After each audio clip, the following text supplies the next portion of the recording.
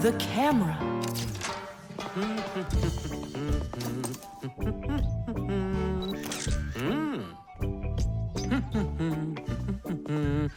Stop right there and let me see how pretty you look today. Well, just don't tell that to the elevator. Bye-bye. Check it out, Nolik. Class, huh?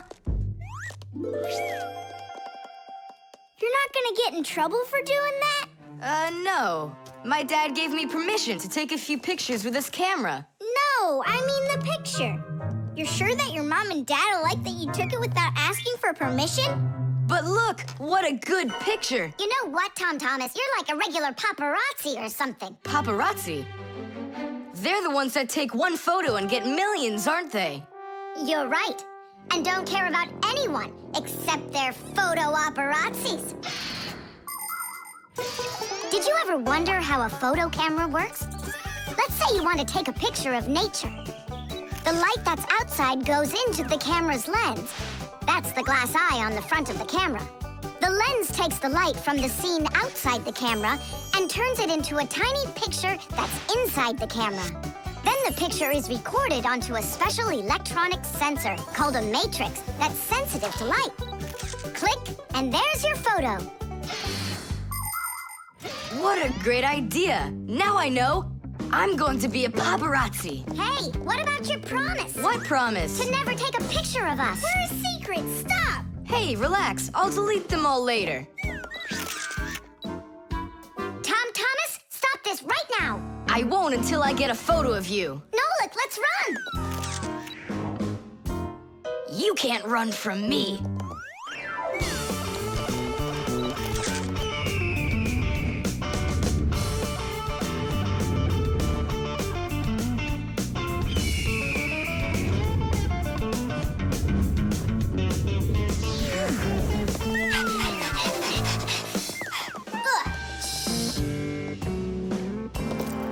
Chusaka?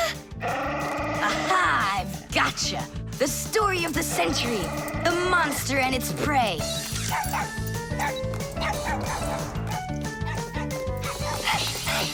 Tom Thomas! Help!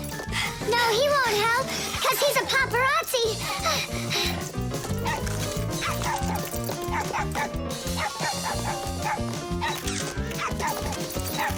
Yes! I got it! That's my best photo yet!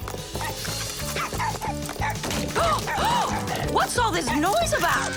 Awesome shot! The first cameras were invented almost 200 years ago, but they worked very slowly. If you wanted to have your portrait taken, you'd have to sit still for a whole hour. After film was invented, cameras got much faster, and it became possible to take about 10 pictures a minute. On a piece of film, everything appears to be backwards. Black parts of the picture are white, and the white is black. It doesn't look normal until the picture is transferred from the film to a piece of photographic paper. Now people shoot pictures with digital cameras that work without any film at all. You can look at what you shot instantly on a screen to see if you like it.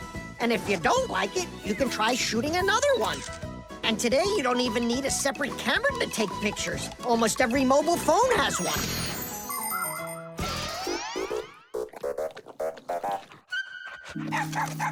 Simka and Nolik, are you in there?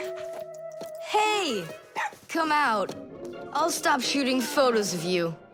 Aren't we friends? I'm sorry, guys. Well, your friends were almost eaten alive by a dog. Please forgive me. Want to look at the photos I took? Sure, go on. Show us what you got. We're not in that shot. We're not there either. Ha! Well done there, paparazzi. Hang on a sec. I still got another one, and you're in it. I know for sure. Look! I'm zooming in. It's impossible. I don't believe it. It's possible. But when did you have time to turn into screws? The same time you were pushing the button. When we're scared, we can change faster than the blink of an eye. You lost. Paparazzi. And what are you gonna do with your millions, Mr. Paparazzi? Would you please stop calling me that? You got it, after every one of those photos is thrown away. All right, I'll delete them. And do I have to delete this one too? No, keep it. It's a great shot. I never even saw you take it. The level. Tom Thomas, I'm really sorry. The movie this weekend, I have to cancel. You do? I need to go to Africa for work. I leave tomorrow. Oh, cool. You think I could go with you? To Africa? Can you even find it on the map? Africa. Here we go. No, you're still too little. When you grow as tall as the top of Africa, then I'll take you with me.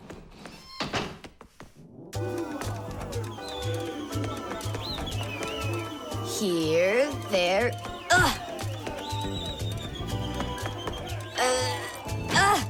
Tom Thomas, what you doing down there? I want to know if I'm as tall as the top of Africa or not. Well, do you know your height? Okay, then let's measure you and mark how tall you are. You just need to hold the book, all right?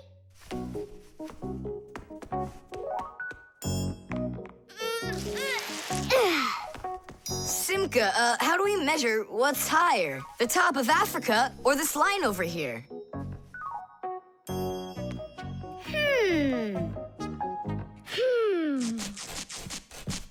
It's a tough one. We need a piece of flexible, clear tubing. Oh, I can get it for you. I know where it is. And we'll build a simple tool to find out the answer. It's called a water level. Let's do an experiment. First, we'll pour water into 2 bottles. A little bit more into one, and a little less into the other. Now we'll connect them with a tube so that the water can flow between them. You see? The water flows and flows, and then it stops. It stops when there's the same amount of water inside of both bottles. And if we do this with a simple tube, it becomes a useful tool called a water level, in which the water on both sides is always the same height.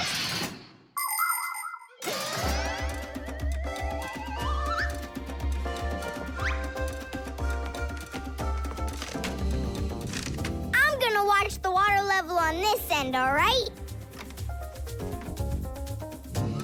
Be careful how you lift it, or the water can get out. Nolik, what's going on? The water inside the tube is even with the line. There you go, Tom Thomas. Where the water is right now is how tall you are. And? Well, it looks like Tom Thomas isn't quite tall enough for Africa.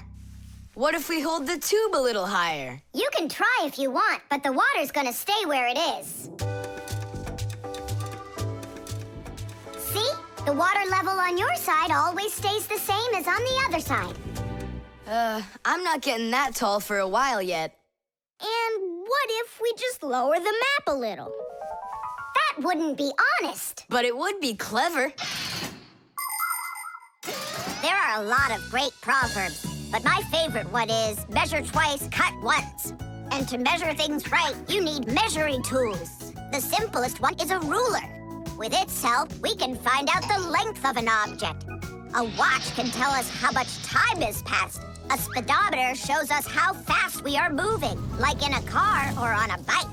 An electric meter keeps track of how much electricity we are using. A decibel meter can tell us who is screaming or stomping louder.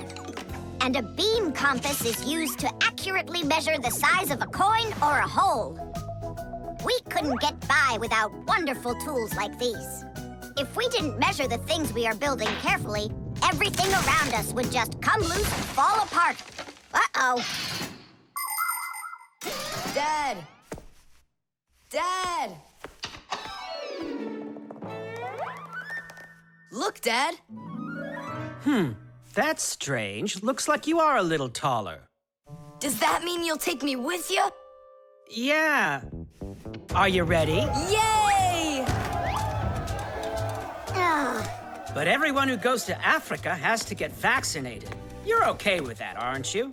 I need vaccinations to go? Are you sure? Yeah, there's one against malaria, tsetse fly, crocodile bites. Altogether, there are 10 shots. 10 shots? Yeah, 10.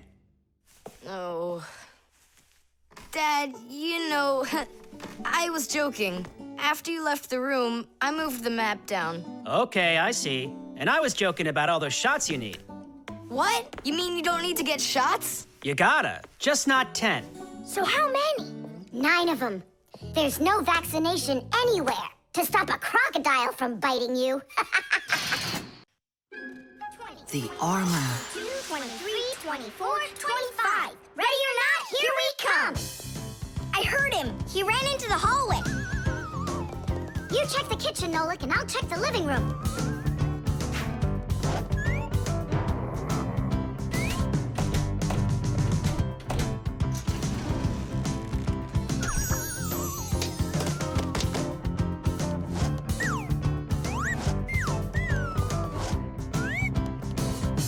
Well, I just don't get it. Where could he be hiding? The office. We forgot to check in there.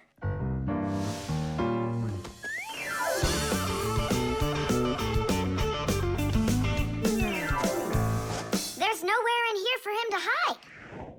Inside the shark.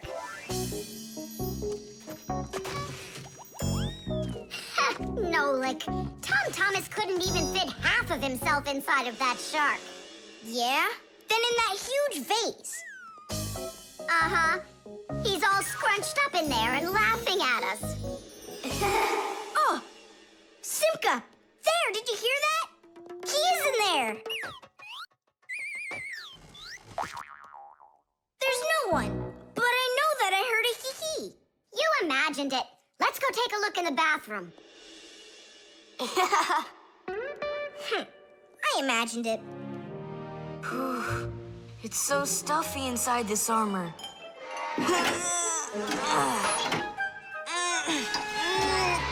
The arms got stuck.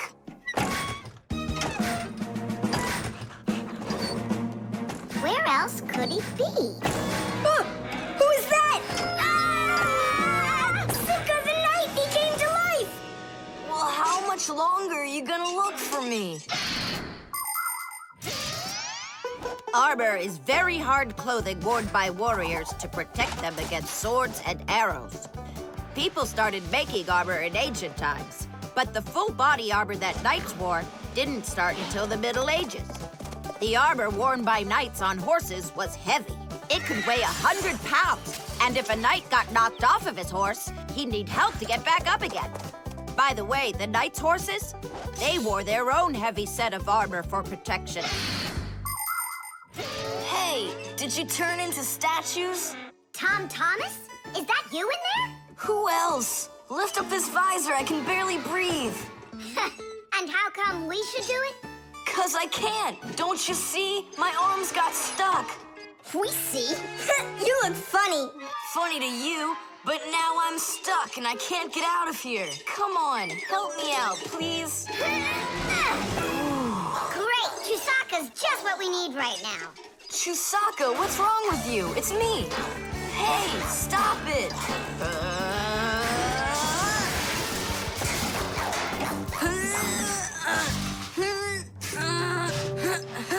Help, I can't get up.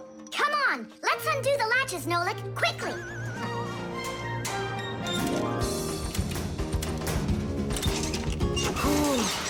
Thanks for helping me. It was nothing. I couldn't have done it without you. Let's put the night back together. Uh-huh. Before Dad gets back. Protective clothing isn't just for people who are fighting in battles. Travelers put on special nets to protect themselves against mosquitoes and gnats. And beekeepers wear protective clothes too. If they had nothing to protect them from bee stings, their job would be quite painful. Without their protective clothing, it would be impossible for firefighters to go into burning buildings and save people. And how could astronauts go into outer space without special clothing? It's freezing up there and there's no air to breathe at all. And that's why they wear a special costume called a spacesuit when they travel. The spacesuit not only protects astronauts from the cold, but supplies them with air so they can breathe. By the way, the Fixies also wear protective clothing so they can stay safe while they work. Well, there. Did we get it right?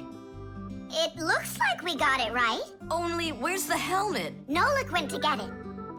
Tom Thomas! Helmet delivery! there, Chusaka. Whoa there, Warhorse. Calm yourself down. There we go. It's all back in place again. Too bad that your knight looks like a ballerina twirling around. You see, his arm. I can't move it. It's stuck. Here's what we'll do. Give him something to hold.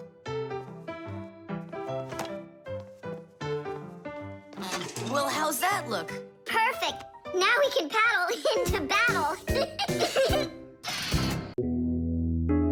Friction.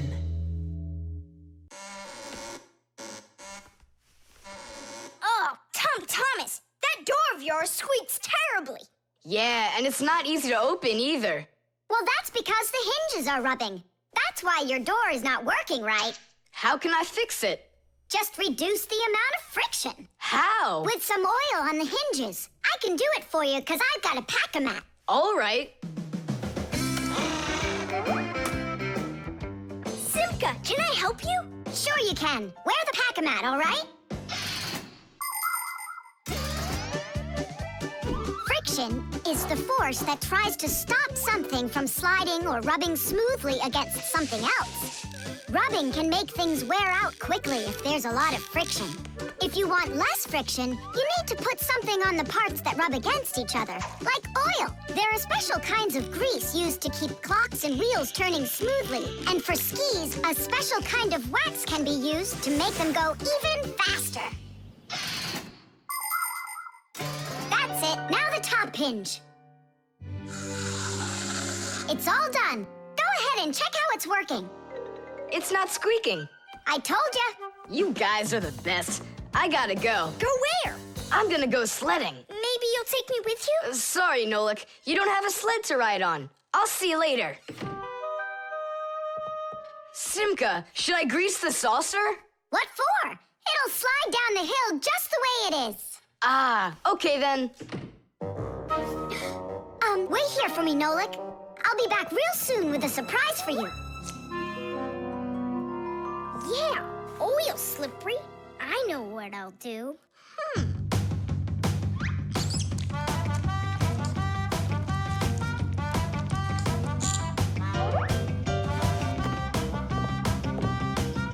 Wow! Talk about no friction!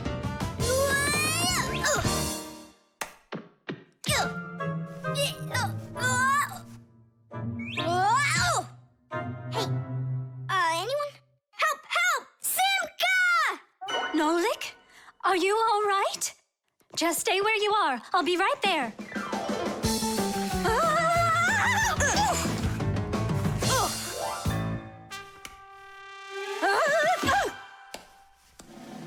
Papoose! Help us, please!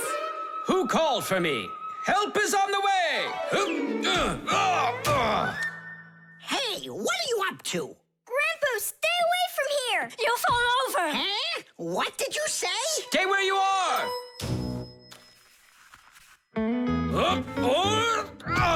What happened here? I poured some oil on the table Why'd you do that? to reduce friction. That's brilliant. Nobody move. I know exactly what to do.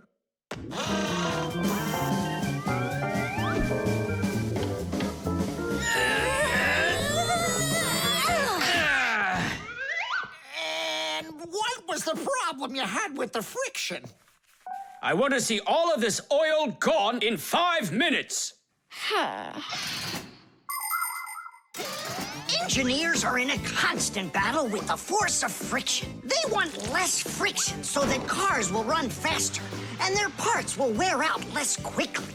But just imagine what the world would be like if all of a sudden there was simply no friction at all. Everything would start slipping out of our hands and falling off the table. Knots would untie themselves, and that's not the half of it. Cars wouldn't be able to run without friction either. Wheels would spin around and around in one place, unable to grab onto the road. We wouldn't even be able to walk. Because when we walk, we move forward by pushing off the ground with our feet. And how can we do that without friction? We can't. So now I think you can see why it's not so bad to have a little bit of friction in our lives. Whew, we cleaned it. But it's still so sticky. Nolik, I completely forgot. I promised you a surprise. Look! What is it? I made you your very own saucer for sledding. Oh, that's great! Only, what good is this thing without snow? Nolik, hey! Look what I've got for you. Snow? Yeah. Is it real snow? Really? Yep. Now you've got your very own hill to sled on. This is great! What an awesome surprise! And you don't need oil to make it go quickly. Yeehaw! The Stain.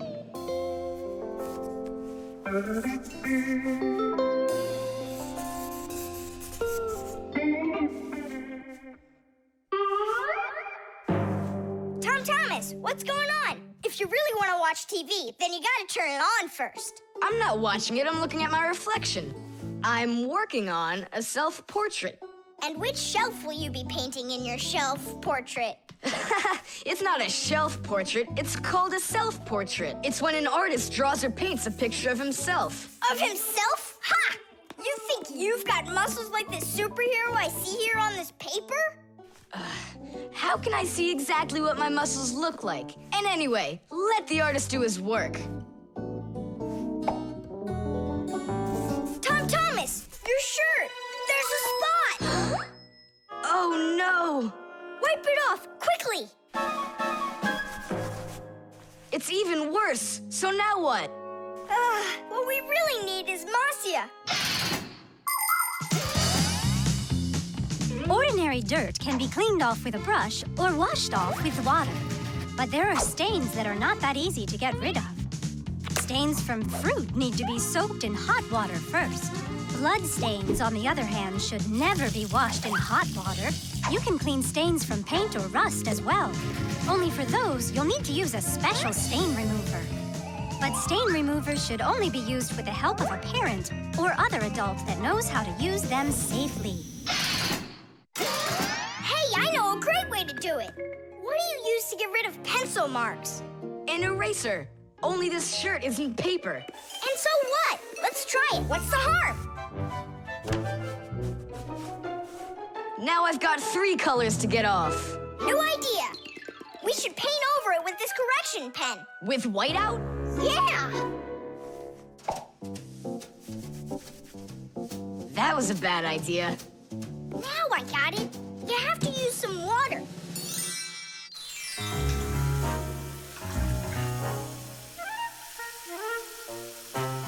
The wash should be better, don't you think? No, you can't wash whites with colors.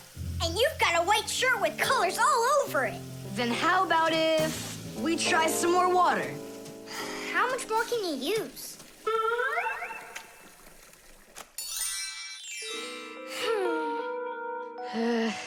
Any more ideas? You know what? It's possible we did something wrong. Everything you did was wrong. You should have used a spot remover to clean off that stain. A spot remover? No way! Oh, take a look at it, Simka. I think it's marvelous. They painted that white shirt so nicely. Tula is Simka's best friend. She's very tall, almost as tall as Papoose. Yeah, she's the tallest one in her class. And she's strong, too. Tula loves to laugh, and she does it louder than everybody. That's just the way she is. Cheerful and kind. Ready to help anyone who needs it, and making sure her friends are getting along. Of course, I don't like that she treats me like a baby, especially since she's the one that's a scaredy cat. She can even get scared of a cute little spider. And she believes in all sorts of silly superstitions and horoscopes. Tula will believe anything you tell her, which is really great because it makes it so easy to play tricks on her. But she takes it all in good fun. That's because she's Tula. It was on purpose, wasn't it? Well, yeah. Tom Thomas, no! Your mom will punish you for just one of them. And now you're gonna make more stains? Don't worry, Nolik. I forgot that this is an old shirt, and I'm allowed to get it all dirty if I want. And I tried so hard to clean it. Put another spot there. And over here. one in the middle, and a line over there. Splendid! That looks great! And how about down there? Wow, it's like fireworks. Splendid! There's a name for this style of painting, and properly speaking, it's an abstract painting. They have lots of lines and spots, and everyone sees whatever they want in them. Yeah, look! A golden ball by the river! And there's Tom Thomas with an F on his report card. Tom Thomas, what did you do to your room? And your shirt. You know what they call it? It's, abstract art. There's something good in it. I like it. Abstract art. Isn't it great? Ah, my little artist. The Catapult.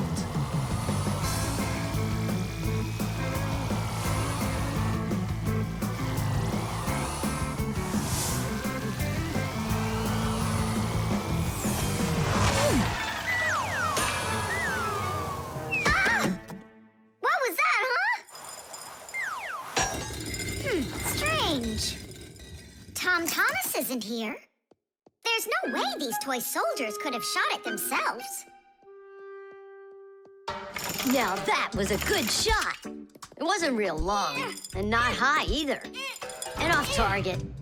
It was pretty awful. It was good, but awful. I got it.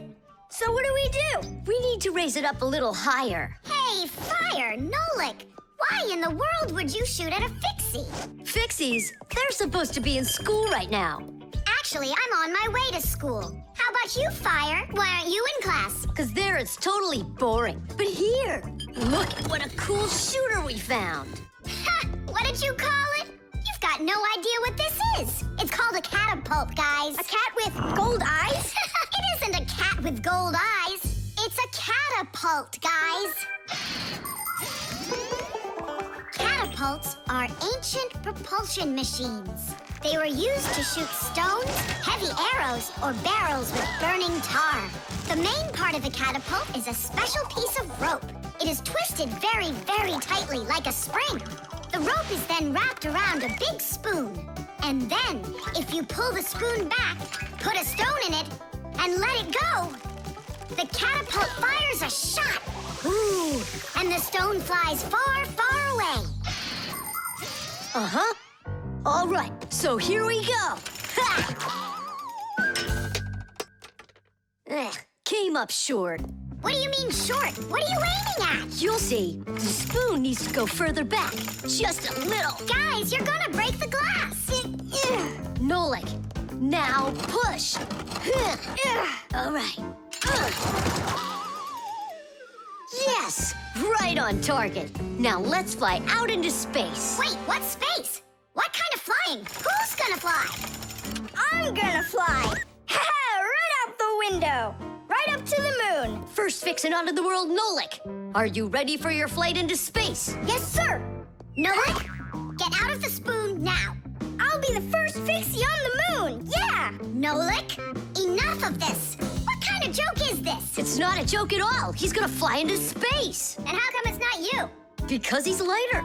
Hold on. Humans didn't go straight into space themselves. They sent dogs out there first. Nah, Chusaka's not gonna fit in here. Simka, why don't you go and let us finish? Fine, I will go. But only after Nolik finds himself a helmet. You're right about that. I'll go find a helmet.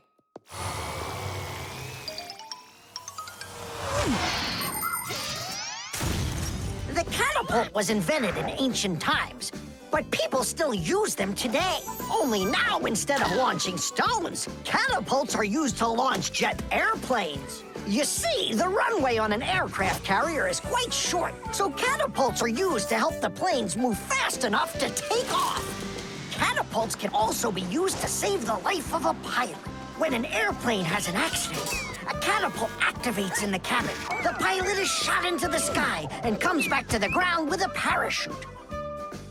A plain old slingshot is also a kind of catapult. It's just a very little one. But be careful with this toy. It can be dangerous to others and to you too. As for us Fixies, the only time that we use catapults is on a peaceful mission.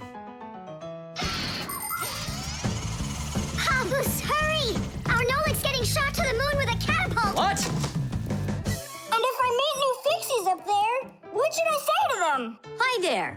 And you can ask them to launch you back. So, Let's do it! Fire! Launch it! Stop! Don't! Simka! Nolik! I'm not getting out!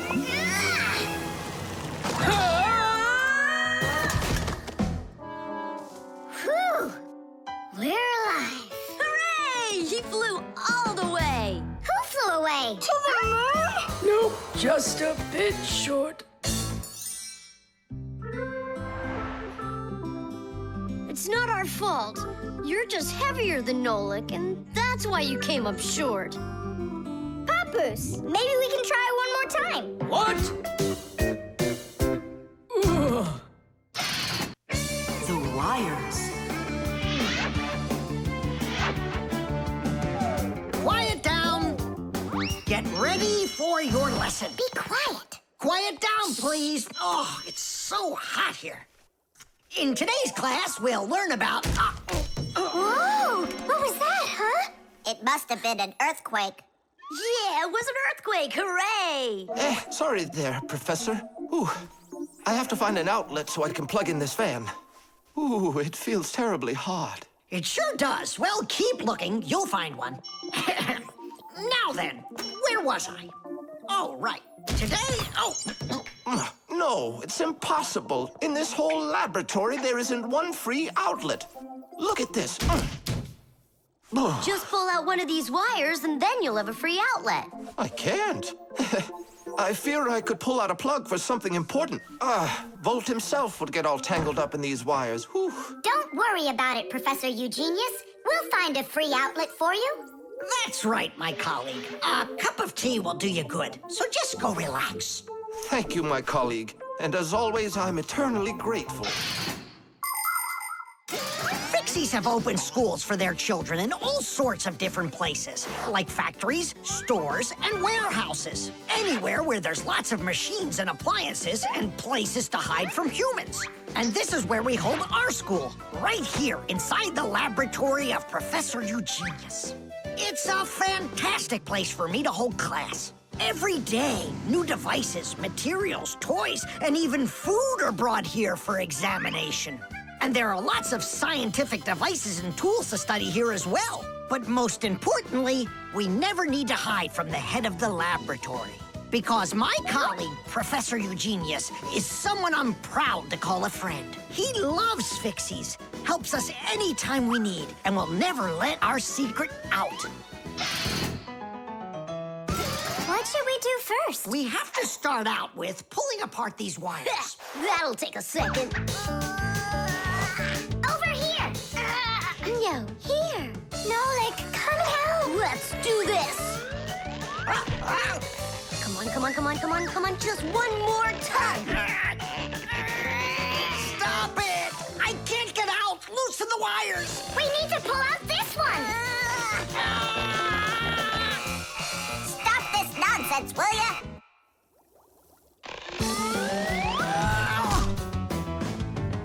Thank you, Digit. Tidish. Well, the way I see it, in order to get the knot out that's over here, we need to expand the loop that's over there. And then push that wire through it. And then do it again from the other end. That's it. Very good, girls. Hey! Now pull it hard.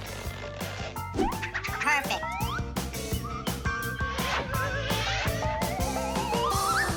Hey, check it out. The screen wire up here isn't plugged into anything. Then no one's using it. So that means we should go and pull it out from the outlet. Got it. Tidish. Vera, here's another wire that isn't plugged in. I found another wire no one's using. Simka and I found it together.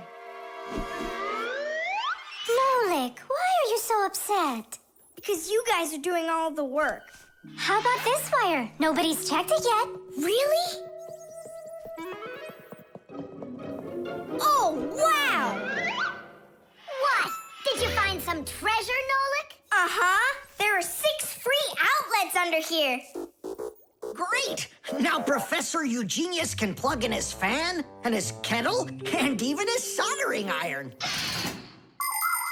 To get electricity to a device that doesn't use batteries, you need to plug a pair of wires into an outlet. But it's important not to let the wires touch one another, or the electricity can burn them out.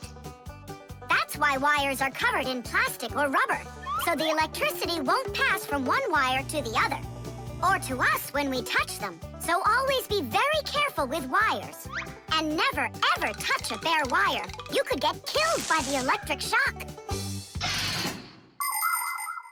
Oh, what would I do without my wonderful friends? Thank you.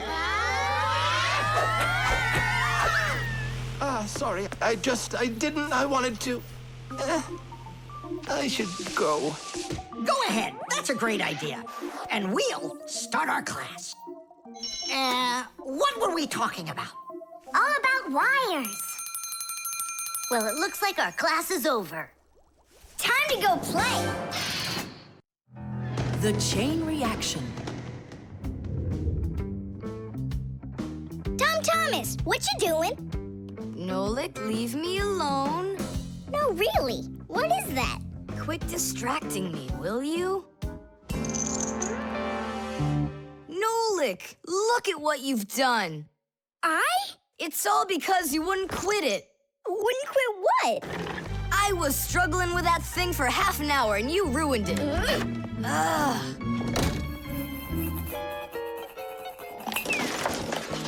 Whoa! Oh! Hey, Tom Thomas, can you hear me?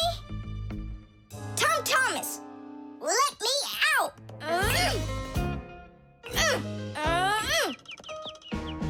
Nolik, is that you banging? Yeah, And how did you end up in there? none of your business. Why are you so rude to me? 'Cause I feel like it. Oh, yeah? Enjoy sitting there. Well, who needs you? Goodbye.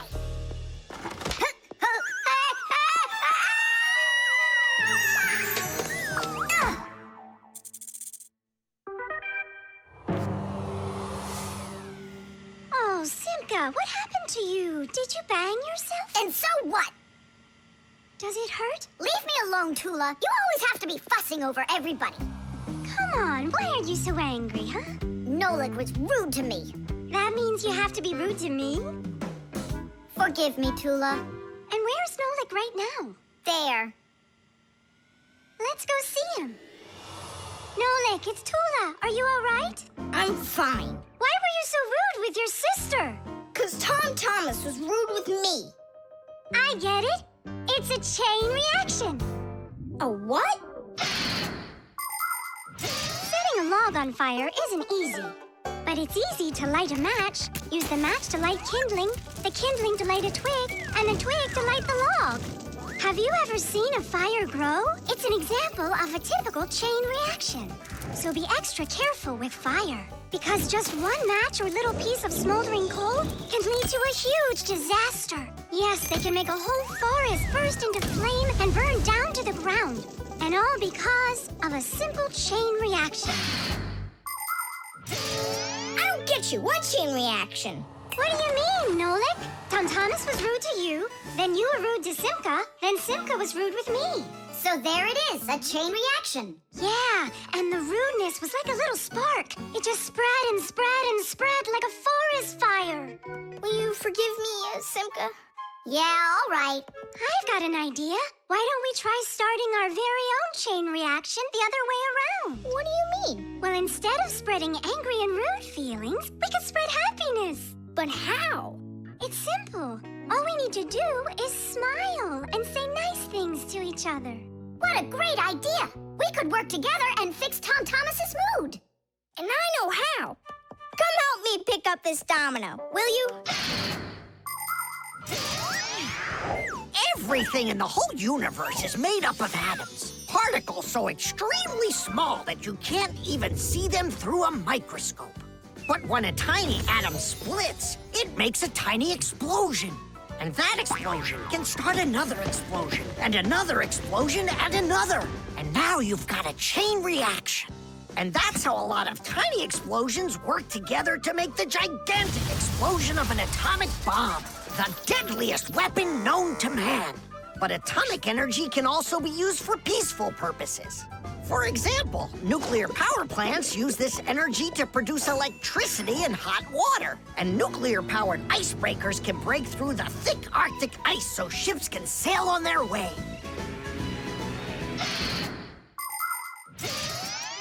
There, all done. Nolik, bring him in.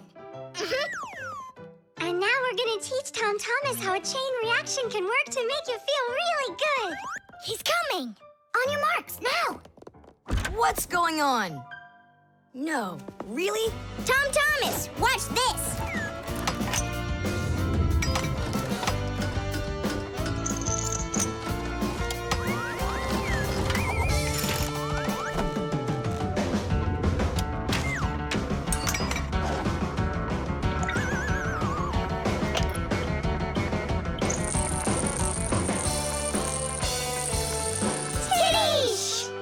That was so totally awesome! I can't believe what I saw.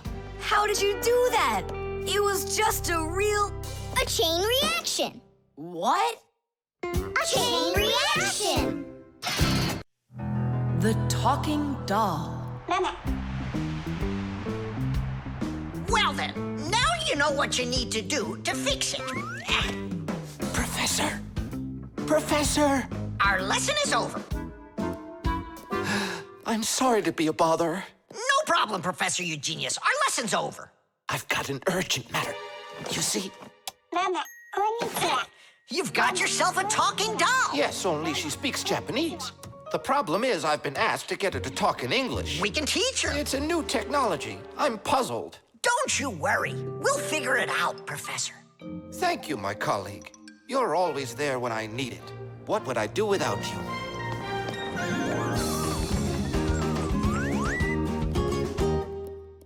Professor, can you tell us how toys talk? Not now, children. We'll learn about the doll tomorrow. Now it's time to go home.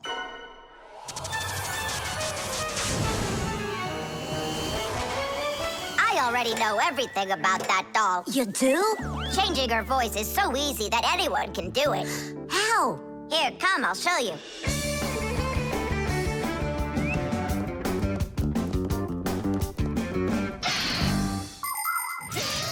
Early talking dolls used to work with a noisemaker inside.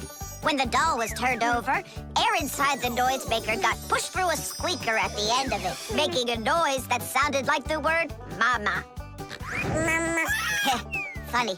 Today, the noises are recorded onto an electronic chip that's part of a little player inside of the doll. Just press a button, and the sounds start playing. So now dolls can say much more than just mommy or daddy. They can say anything at all.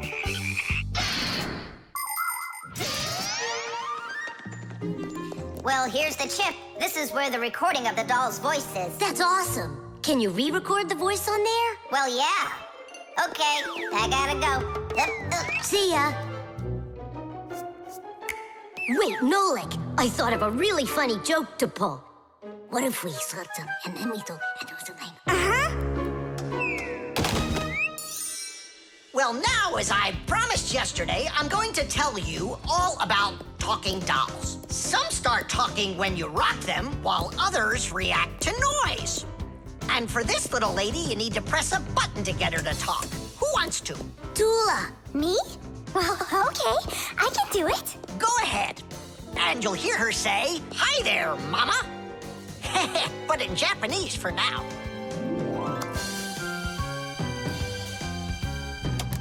Tula. Is that Japanese for hi there? Tula! Why are you hiding a picture of Digit in your packer mat? How could she ever know that? Maybe you're in love? That doll is alive! They call that joking. I just thought of a better joke that we can play. Yeah. What? Tula, don't cry. She's not alive. She is alive. I'll tell you who did this horrible thing. It was Fire and Nolik. It's true, but now the joke will be on them. How?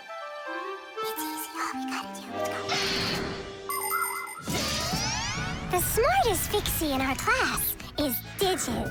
Sometimes I think that he knows everything about everything. Professor Grandpas has a lot of respect for him. Digit's always in thought whenever you see him, and he doesn't like when anyone distracts him. He just has no time for fooling around with the other boys. Digit prefers to solve problems using his brains and not his muscles. That's why he can have a tough time in gym class. But he's so sweet that it makes you want to help him. To tell you the truth, Digit isn't always great fixing things with his own hands. But no one understands technology better than he does. If something breaks, Digit can always figure out exactly what's wrong with it and the very best way to fix it.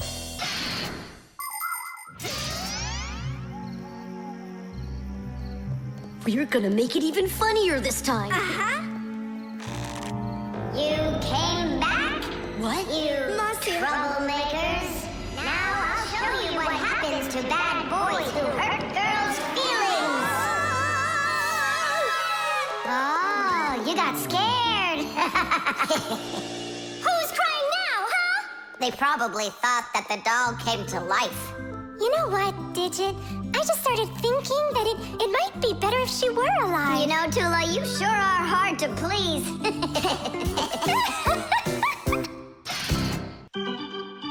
The team. The first period is almost over. Tom Thomas's team is leading 2-0. There's no getting around the difference in class. Simka, pass to me!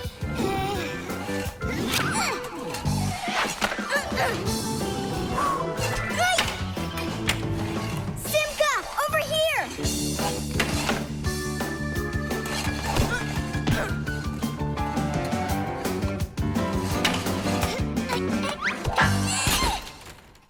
Goal!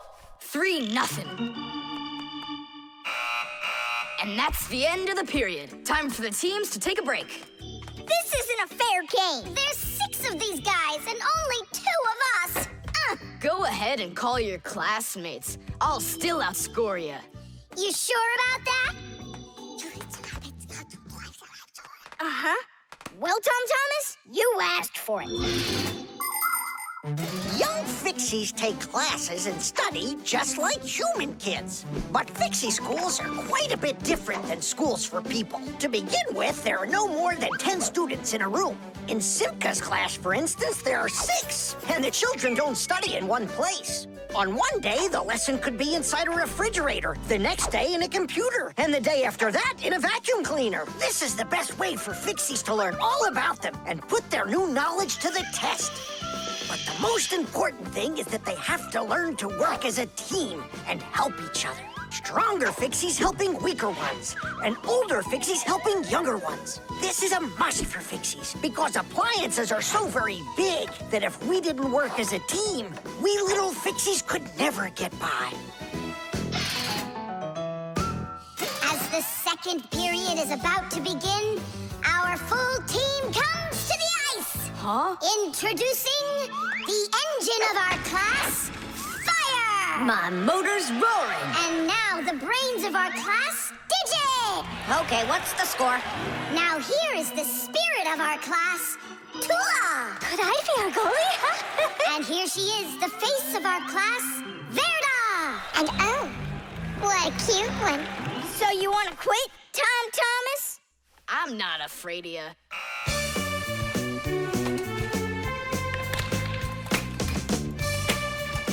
Nolik, pass! Shoot! I'm calculating the angle to use. Whoa! Oops. Pass it quick! Quit sleeping. If you're gonna scream at me, I'm not going to play at all. Wow, that's some team you got there.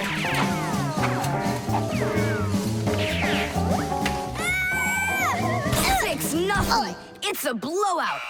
Now the intermission before the final period. We're missing something here. I can tell you what. You mean confidence? Calculations? Elegance? I know speed. What's missing here's teamwork. Simka, you're right. It's one for all and all for one. Then here's what we're gonna do. We got it.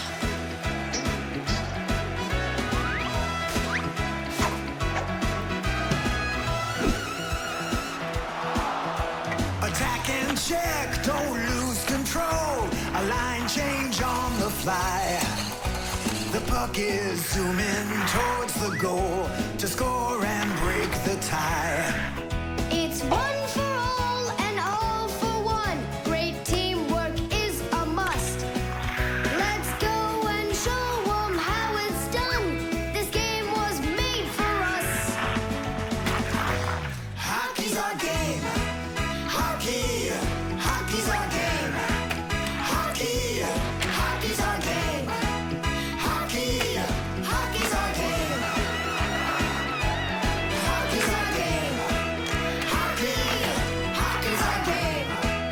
Hockey, hockey's our game. Hockey, hockey's our game. Hockey's our game. Hockey, hockey's our game. Tell me again, what's the name of our game? Hockey. I can't hear you. Hockey. Oh, hockey's our game. Hockey. Hockey's our game. Hockey. Hockey's our game. Hockey. Hockey's our game. Hockey. I love that hockey. Hooray! We won, Tom Thomas. What do you say now? How did I get creamed like that? 'Cause you're by yourself here, and we are a team. Team! The doorbell. Nolik! Nolik, what are you doing here? Just whistling a tune. Are you gonna whistle that tune the whole time Tom Thomas is away? He just left with his parents for a week, and we've got guests coming, remember? What guests? I invited everybody. The class? Yes, class.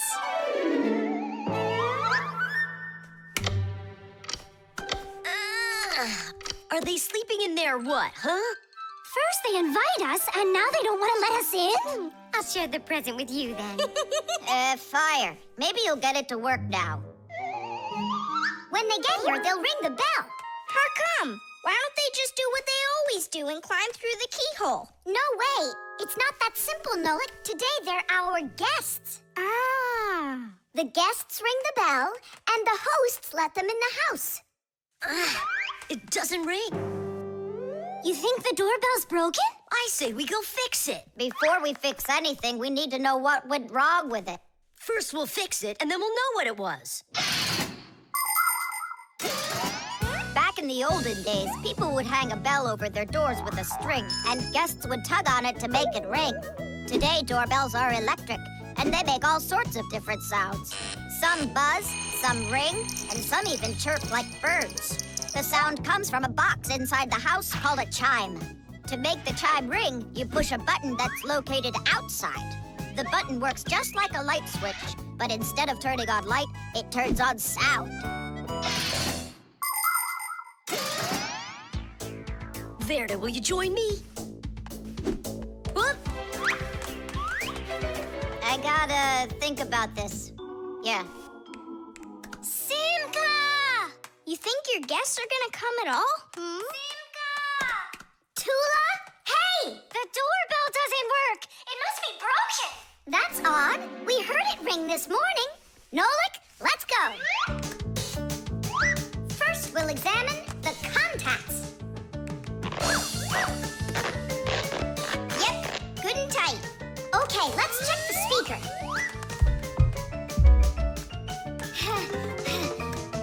The speaker's fine. Maybe the electronics are the problem. And what if we disconnect these wires and switch them? What'll that do? We'll know soon enough.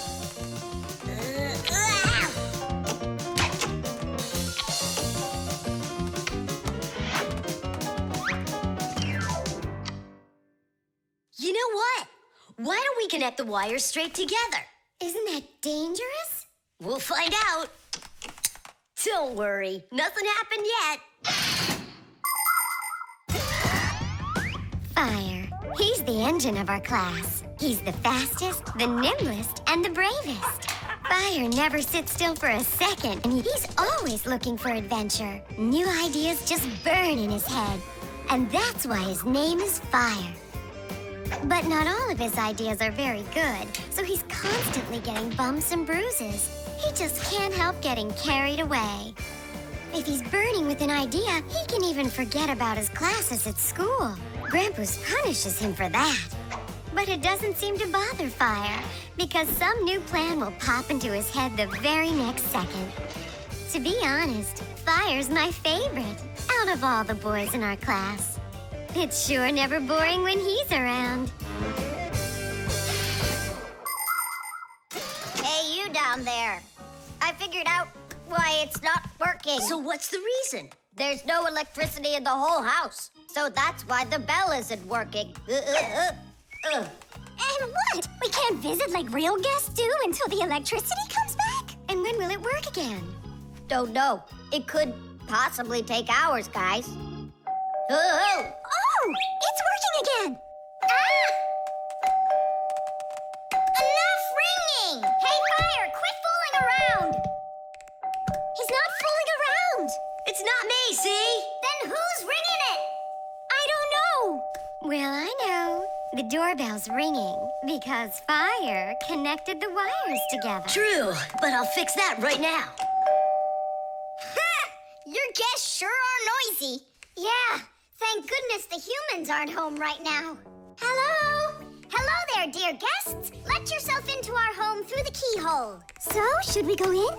Go where? Go inside. Nah, that's not how guests act. So what do we do? Real guests always ring the bell. Okay, hold me tight. Hup. The clocks. Go around.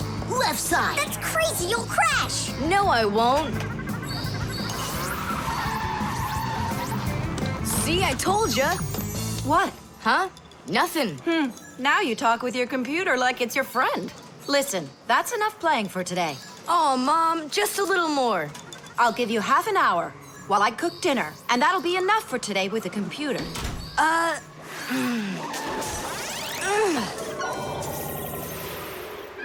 This stinks. I'll never get through all of these levels in half an hour. No way. Hey, but what if we could stretch out the half hour? How? We could take the hands on the clock and move them back a little. Mom will catch us. Fine, then let's slow down the speed of the clocks. Yeah, But how? You gotta know things like that. Since olden times, many clocks run with the help of a pendulum.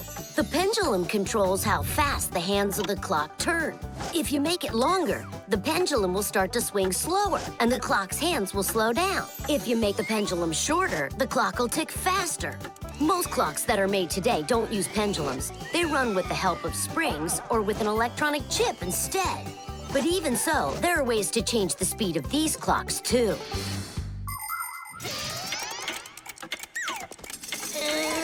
Push it! Wow, you did it! It's amazing how much slower it is. That'll give you lots of time to play. But now you gotta slow down the clocks in the kitchen. Yeah, and every other clock you got.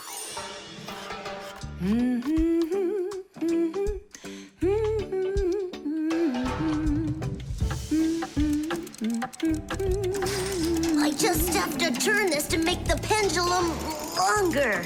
Uh-huh. And now the clock will go slower. Tadee! Fire! Now that clock over there. Let's go do it. That's it! We slowed down every clock, and your mom didn't see a thing. That's great. Yeah. Wow, Tom Thomas, you're cool!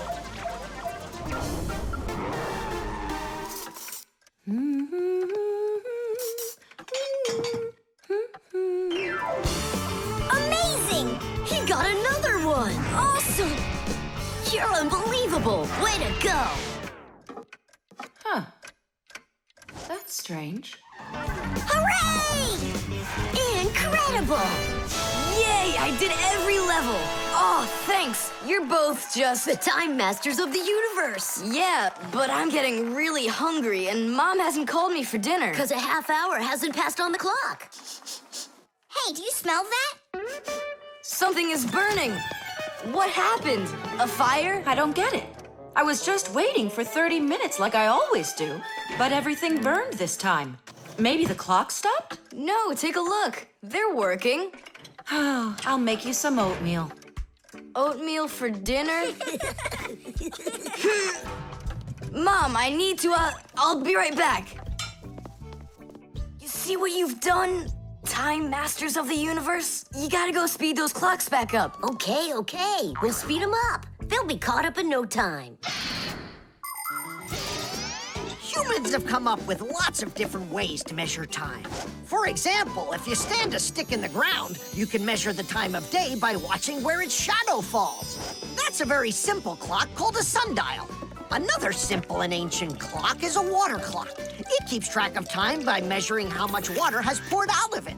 And if the clock uses sand instead of water, it's called an hourglass. But humans weren't able to accurately keep track of the time until they invented mechanical clocks. They come in all sorts of sizes, from grandfather clocks to watches worn around the wrist. Today, we also have easy-to-read and accurate electronic watches and clocks. But the most accurate clock of them all is the atomic clock. It tells the entire world the exact time.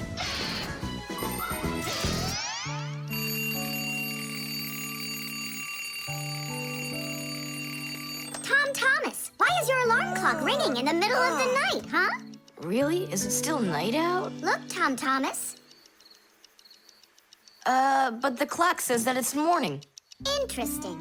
Yesterday, Fire and I sped up all the clocks. So that's the reason the alarm went off. Sped him up? Are you crazy? Tom Thomas asked us.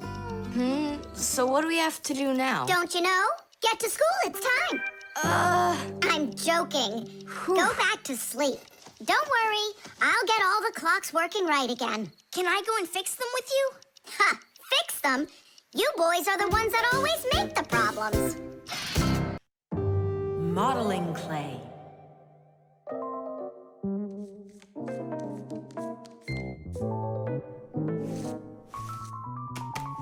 All done. Simka, take a look. I've got my own pack-a-mat. Now look at that, a pack-a-mat made out of modeling clay. But this one's my own, and it looks just like a real one. Okay, you're right, it really does, Nolik.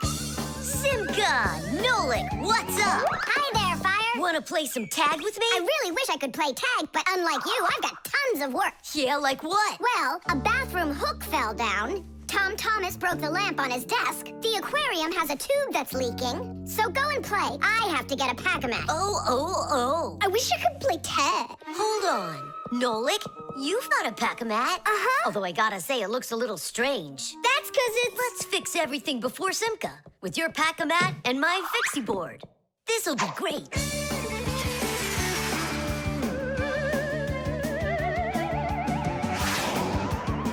So where is that hook that fell down? All right. Nolik, get out some sticky stuff. From where? Obviously, from out of your pack-a-mat. But it isn't real. I made it out of modeling clay today. Out of clay? Well, it totally looks real. Long ago, back in the Stone Age, people learned how to use clay to make their dishes and sculptures.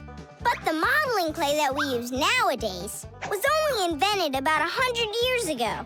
Actually, modeling clay is just plain old clay with some ingredients added so it won't dry out.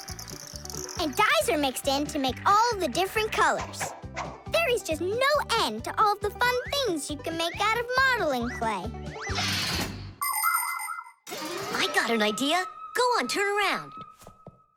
What are you doing? Grabbing glue out of your pack-a-mat. All right, get up here. Will it stick? Yeah, of course it will. Let's go and fix the lamp.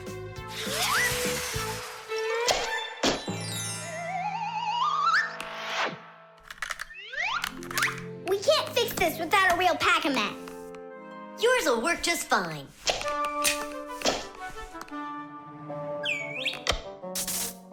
Tadish! So, what else did Simka have to fix? The aquarium. Hop on.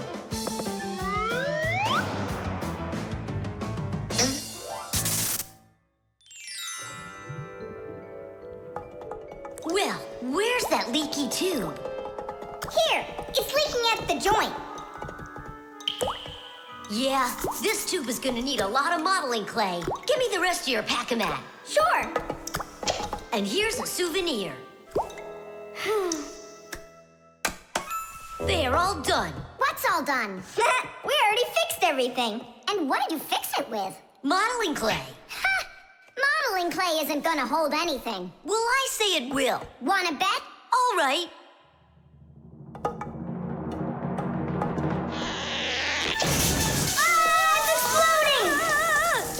What in the world is happening here? Flooding water! You just do as I tell you, without panicking. Did you know it's possible to make modeling clay in your own home? Just write down this recipe. You'll need a cup of flour, a half a cup of salt, and a half a cup of water. Now, mix the salt with the flour and add the water little by little. Mix it together really well. What are you saying? That it looks just like dough? Well, that's exactly what it is. It's just not for eating. It's way too salty. But you certainly can sculpt things out of it. If you want your modeling clay to be colorful, you can add food coloring or watercolors to it. That's it. Your modeling clay is ready to be sculpted. When you're finished, don't forget to let your figures dry in the sun. That way they'll get nice and hard and last you a very long time.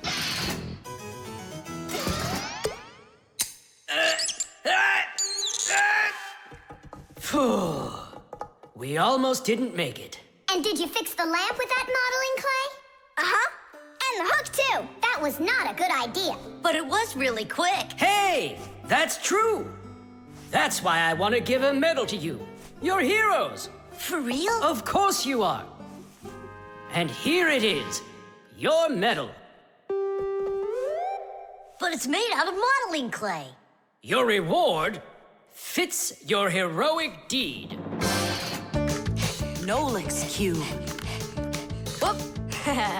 Tom Thomas, you'll be late for school if you don't stop. School? Don't you worry. What's he breaking this time? This time, nothing. He's solving a Rubik's Cube, Nolik. Whose cube is it?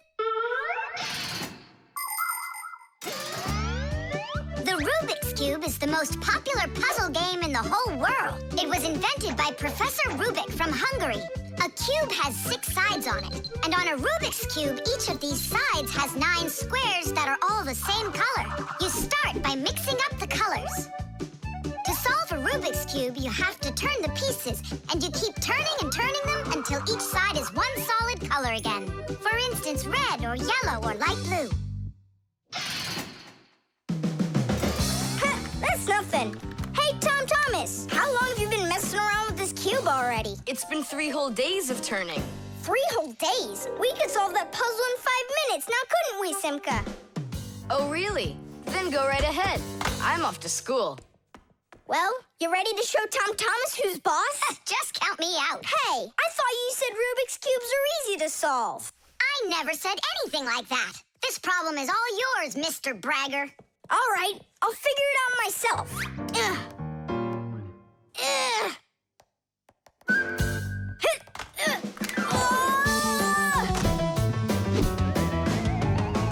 Hey, Nolik, looks like you've got a problem. Oh, hi, Fire. Now I'm good. Just solving this Rubik's Cube. Yeah? Can I do it with you? What, you can do it? Of course I can. How hard can it be? You'll see for yourself. Try getting all the red squares on one side. Piece of cake. Now hold it tight. Great, I'm with you.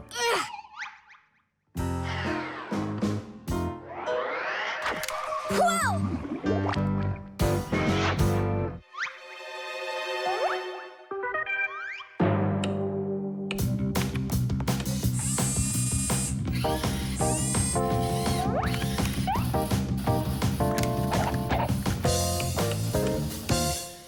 You mean like that? Class. And what about this side? What? This side's gotta be all blue. Okay, let's go fix it.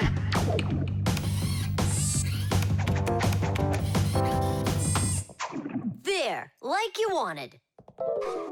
Now what happened to the red side? Huh? Simka was telling me that on each side there has to be one color. Oh, like Simka'd be able to do this? Simka can do it all. Well, if Simka can, then I can too.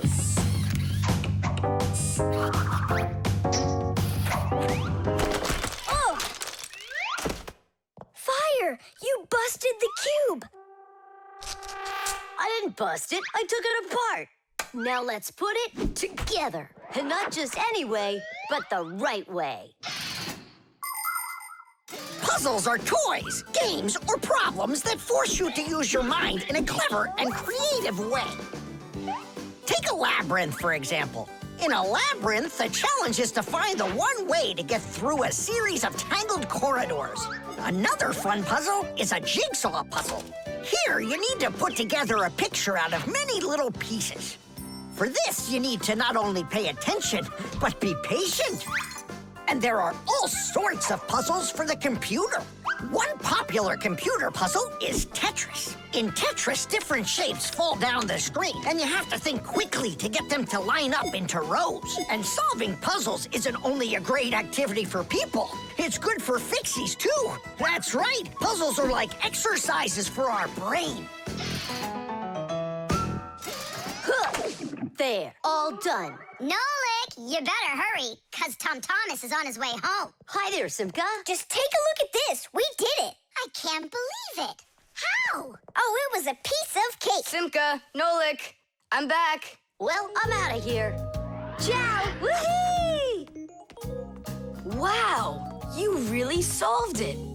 It was Nolik. Nolik, you are cool. So how? You see, first you break it apart into all of the pieces, and then you put it all back together. No. That's cheating. You gotta turn the cube, not take it apart. Now I'll solve this cube, honestly. I don't think you can. Why you so sure? I glued it together. How come? So you'll stop straining your brain with it. Now the cube will always be the right way. But if it doesn't turn, it's not a Rubik's Cube. Well, yeah.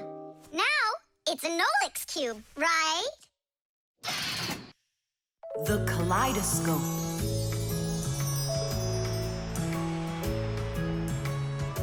Tom Thomas, when are you gonna give me a peek at your new ball? I just can't wait. I told you, you can see it as soon as I hang it up. You're not peeking, are you? No, I'm not. Oh!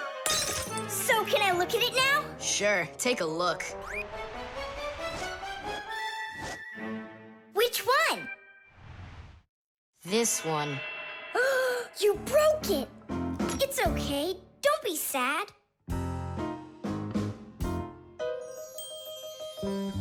I know what to do.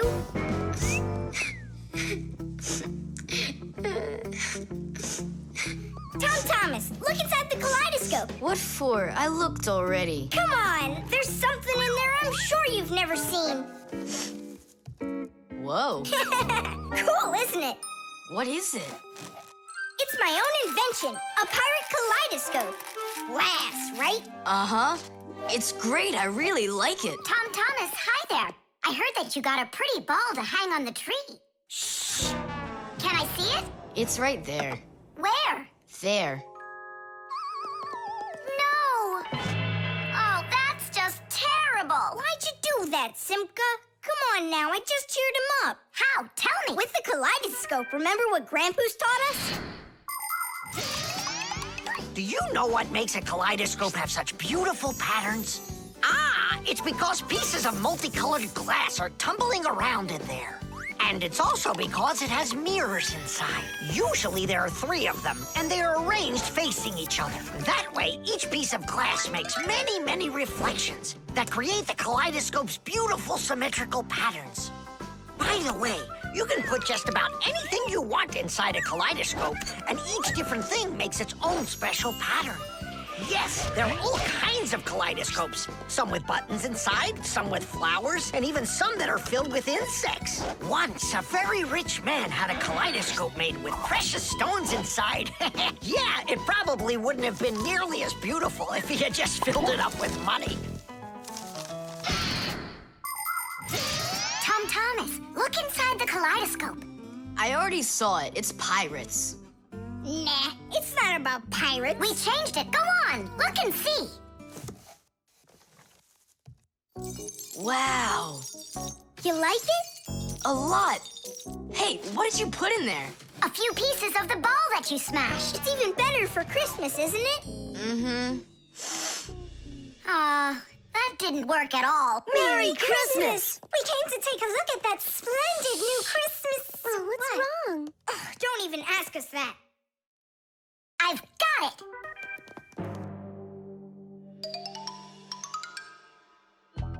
Tom Thomas! What? Look inside the kaleidoscope! Again? I don't want to. And I'm telling you, you've got to. Fine.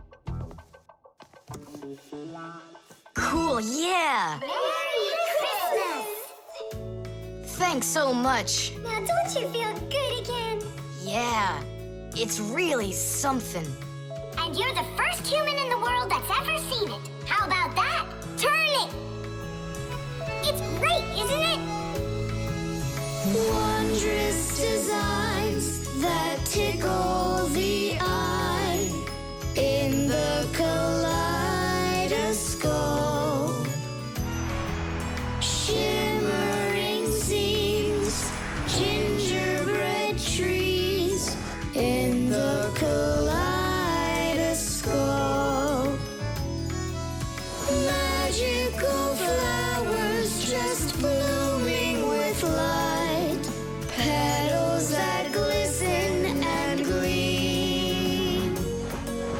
Kaleidoscope, kaleidoscope, a crack to the world of dreams. Kaleidoscope, kaleidoscope, a crack to the world of dreams.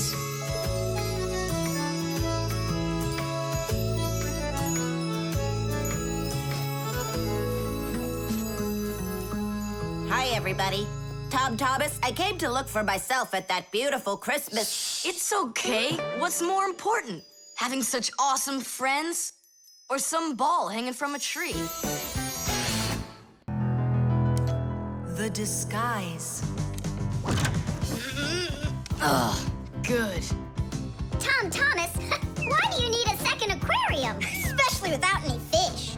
First of all, it's a terrarium. And it's not for fish, it's for lizards and snakes. Ooh. My friend Katya asked me to take care of him while she's away. That's why I brought him here. Take care of who? There's no one in there. Ah! What is that? It's a chameleon, Nolik. I think he's awesome. It's a bad idea to take him out. He might run away. Don't you worry, I got him. What a monster. But how come I couldn't see him before? It's because a chameleon knows how to disguise himself by changing the color of his whole body. Have you ever seen a military uniform? They have special patterns and colors that help soldiers hide. That's called camouflage, and people learned it from animals. For instance, a caterpillar can look like a twig, and a seahorse can look like a piece of coral. An ordinary gray rabbit becomes white in the winter, so a wolf will have trouble finding it in the snow. But the champion of camouflage is the chameleon. This master of disguise can change its color in just a matter of seconds. Hey, Tom Thomas, where'd your chameleon go? Oh, it disappeared. It didn't disappear, it camouflaged. He won't hide for long. Let's find him.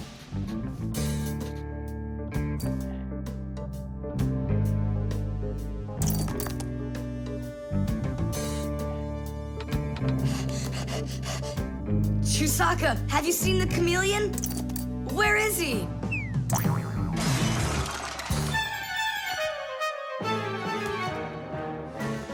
Do you see him?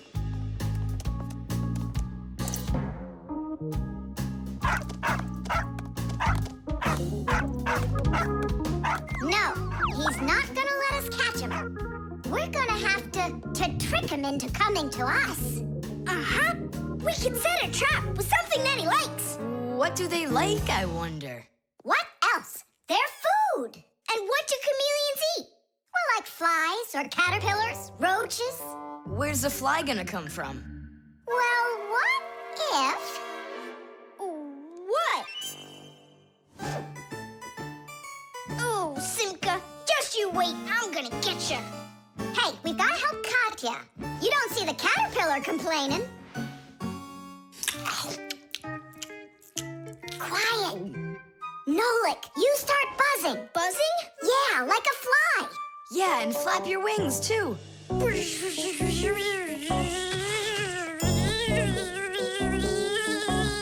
Simka, how long do I gotta keep doing this? Until the chameleon shows himself. Just keep buzzing.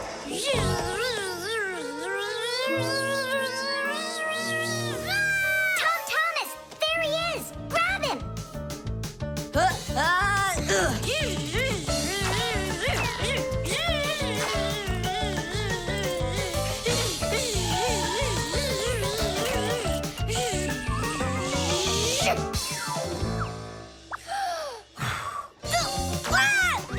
Let go of my brother. Tom Thomas, quickly. I've got a hold of him.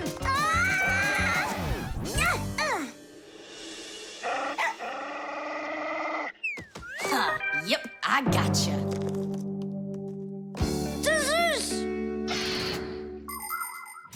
In the army, they use camouflage all the time. They use nets that look like bushes, paint their tanks in colors that make them blend into their surroundings, and even fly in special planes that can't be seen by radar. They do everything they can to disguise their location.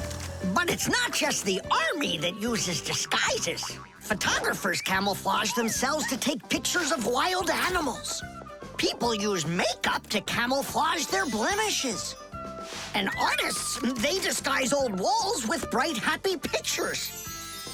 And people just love to put on masquerade parties where they disguise themselves in costumes and masks. And of course, Fixies have their own great disguise. Remember? Well, what is it? Now he won't run away. So, Mr. Master of Disguise, what are you gonna say now? If only I could disguise myself that well. Nolik, what are you talking about? You know how to disguise yourself 100 times better than him. Ah, you're right. Hey, chameleon, look and learn. Here's a real disguise.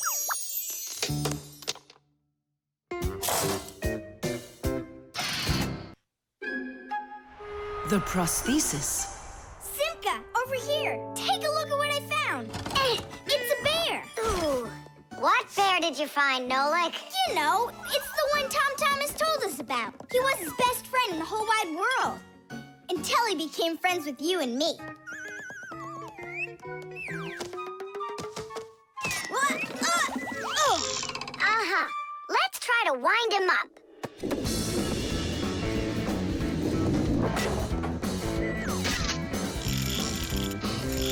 Come on, come on, come on. There you go. Now walk, Teddy. Go on, Teddy. Yeah. Oh no. Poor little teddy bear. They ripped his leg and didn't care. We didn't rip his leg. It was already broken.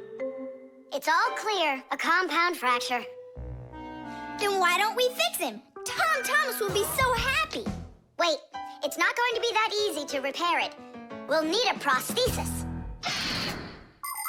The human body is built around a frame of bones and joints. And if you break one of the bones, it'll usually heal by itself.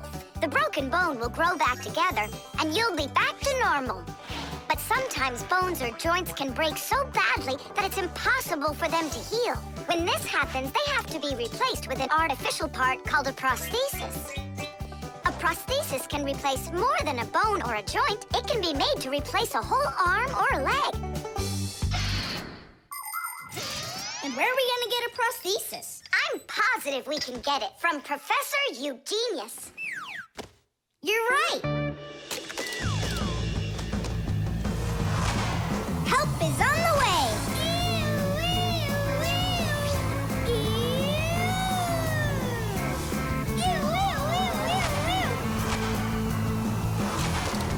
Hello, Professor Eugenius. Ah, I'm pleased to see you, dear children. How do you do? Hi there.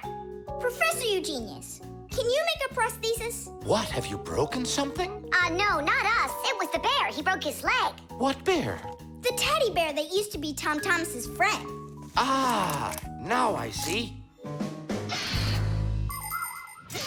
Today, with the help of modern prosthetics, more is being replaced than just arms and legs. For example, if you lose a tooth, it can be replaced with an artificial one.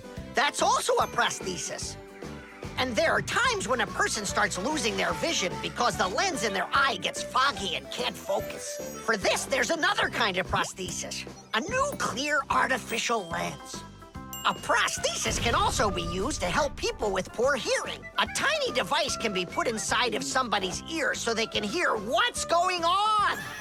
And that's not all. People have also learned how to treat a sick heart by replacing its worn-out parts with prostheses. What fantastic inventions these prostheses are. It's amazing what they can do. They help people live a full life. Professor, is it working out? We'll know soon enough.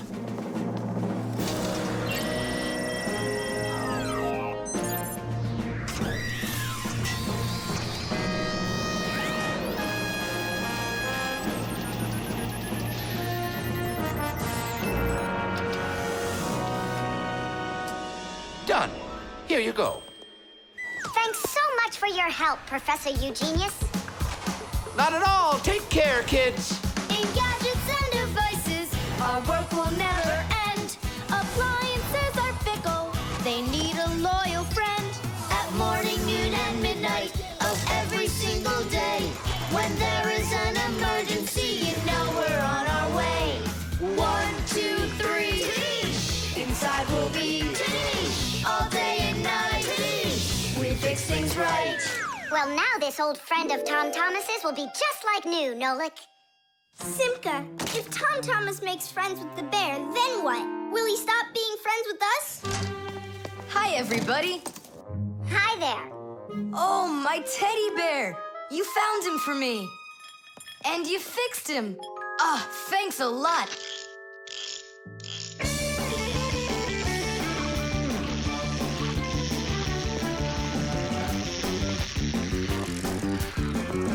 Yeah, it's just like Grandpoo said. A friend that's old is better than two that are new. Who's new and who's old? Well, the bear is old. And we're new. Nolik, it's not true. You're the Fixies, guys. You're my very, very best friends in the whole wide world. Tish!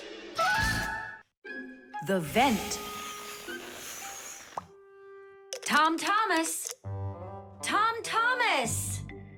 Okay.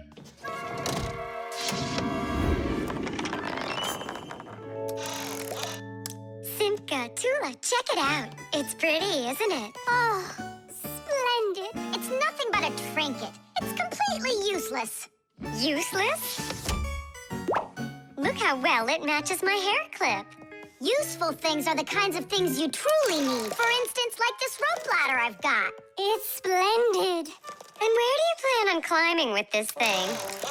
Now, this mirror here is both useful and pretty. Oh, how splendid. Tula, you say everything is splendid. Well, here's something super splendid that I bet you don't have. Oh, what is it? It's a mechanical super claw. It must be just perfect for scratching your back. Now look what I have. A photograph of Vector. And he signed it for me, too. Are you sure that's Vector? You've got a photo of the bravest Fixie on the face of the entire planet? Yeah, and the most beautiful. Is it him for sure? No way. Let me take a look. You'll smudge it. You've been fooled. No. Yes. Jealous? You are. My photo! Oh, no! What was that? A draft. This is completely your fault. It's not my fault. It's your fault for bragging so much. Please, girls, stop fighting. Let's go find it.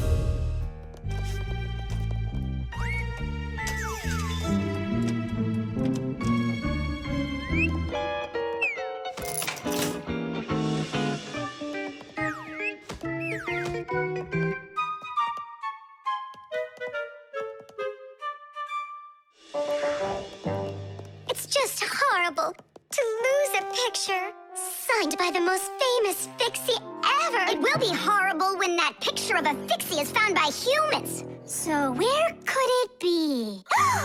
I know how we can find it. Exactly. We'll blow a bubble and watch which way it goes as it floats away. We'll follow it and find your picture. Do you know why you can blow bubbles out of soapy water? At the surface of any liquid, there's an invisible film that is very thin but very strong. If you want to see it for yourself, fill up a glass with water all the way to the very top. Now you need to take a coin and carefully drop it into the water sideways. Then drop in another coin, and another, and another. You'll see that the water doesn't pour out, but rises up and forms a hump. That's because the water at the top sticks together. Why? Because of a force called surface tension. Thanks to surface tension, water can form drops. It also helps us blow soap bubbles, because when we add soap into the water, the film gets even stronger, but still not strong enough to stop the bubbles from bursting. Okay, it's ready. Now we need to blow. Do it together. And... I don't think this way's gonna work.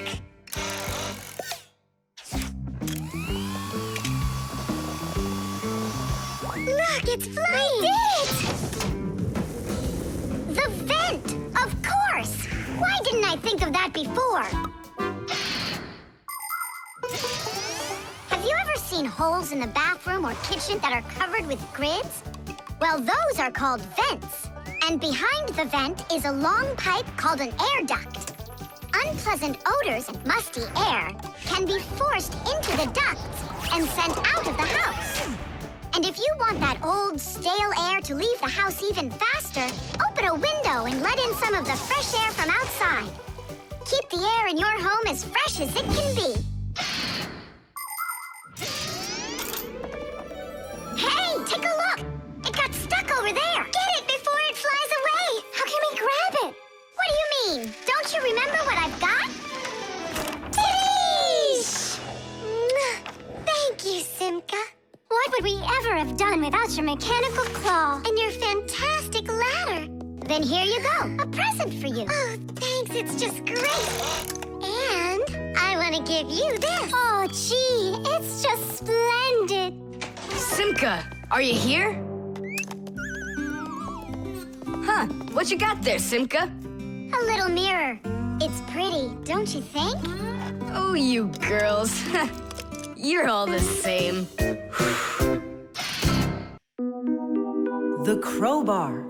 Everything's fine here, too. I wish something would break for a change. It's already been a week and nothing's broken in here.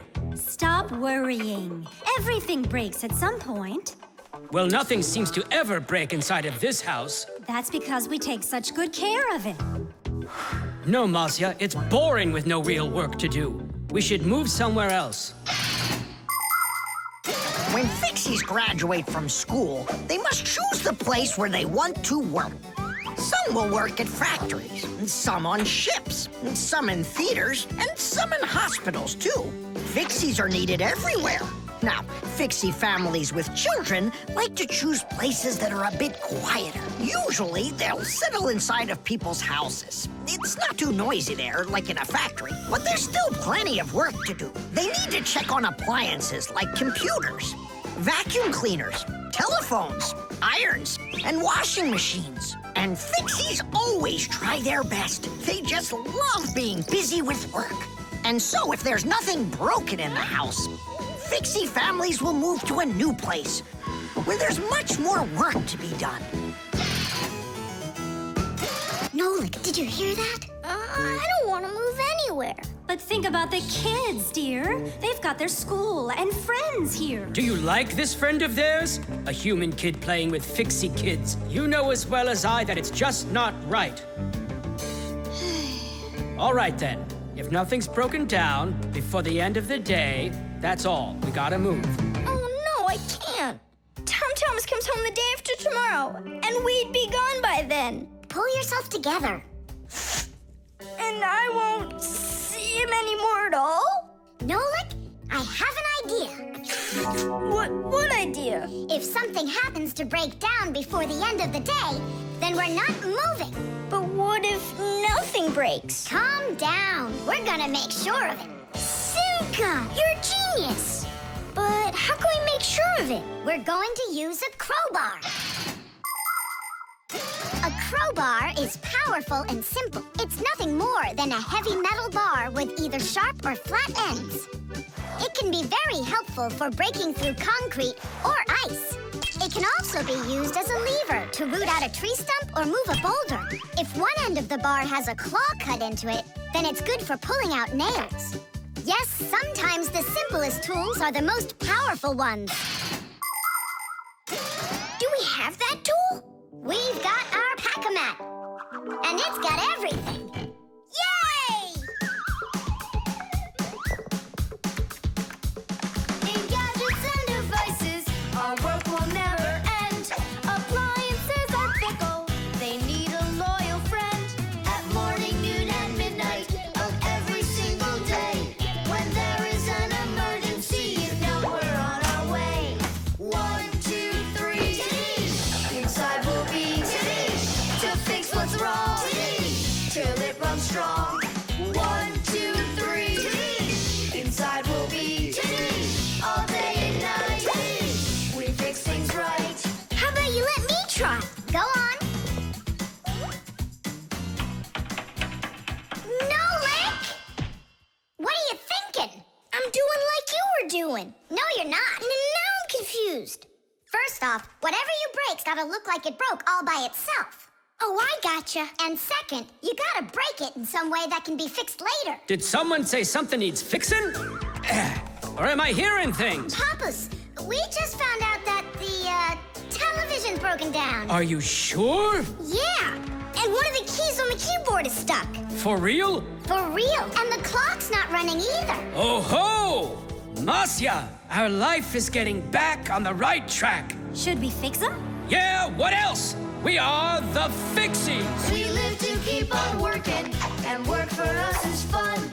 So we'll just keep on working, 'cause our work's never done. And deep inside of gadgets, if you look when it's dark, you might just see us race around like multicolored sparks. 1, 2, 3. Inside will be to fix what's wrong. Till it runs strong. 1, 2, 3. Inside will be all day and night. We fix things right. Tidish! Oh, that was a lot to do. You'd almost think that somebody broke it on purpose. Well, we didn't do it. It broke by itself. Yeah, this apartment still needs a lot of work. We shouldn't move anywhere. I like it here. So do I. It's the best. See, we don't need to go anywhere. GPS.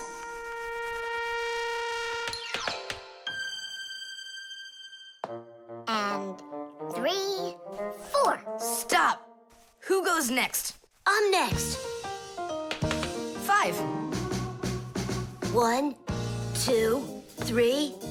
3. And Wait, I gotta choose a route. Should I go here or there? choose already.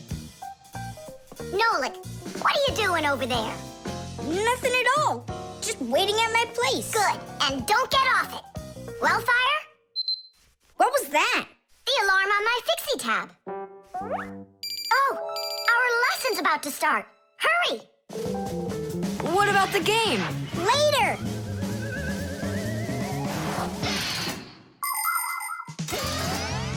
As soon as young Fixies enter their first year of Fixie school, everyone gets their own Fixie tab. It's a little computer that can do anything at all. Well, almost anything at all. Studying with a Fixie tab is fantastic. You can read it just like a book and write in it just like writing in a notebook. You can use a Fixie tab to listen to music, watch movies, find your way around, and talk, text, and send letters to your friends. And if you want, you can use a Fixie tab to go on to the internet that humans use, or you can visit the secret Fixie internet, where you can find news about the world of the Fixies. And Fixie tabs have games on them, too. Of course, these games can be a lot of fun, but you shouldn't play games until your homework is all done. Faster, or we'll be late. I know a shortcut we can use. This way.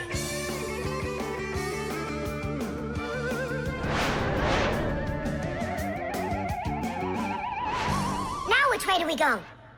I need to remember the route. I think it's this way, or it could be that way. Well, which is it, this or that? I have no clue. Uh-huh. So what's our plan? We'll go back and start again. We flew in from there, right? No, I think it was there.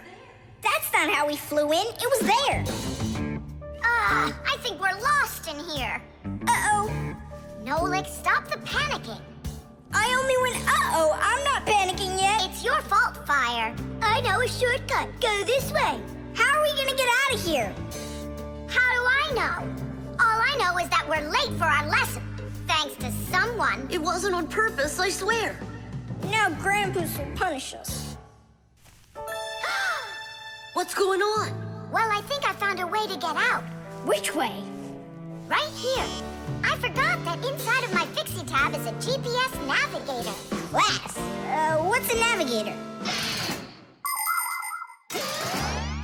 A GPS navigator is an interactive electronic map that can help you find your way around. The navigator can figure out where you are by using signals that are sent to it from satellites.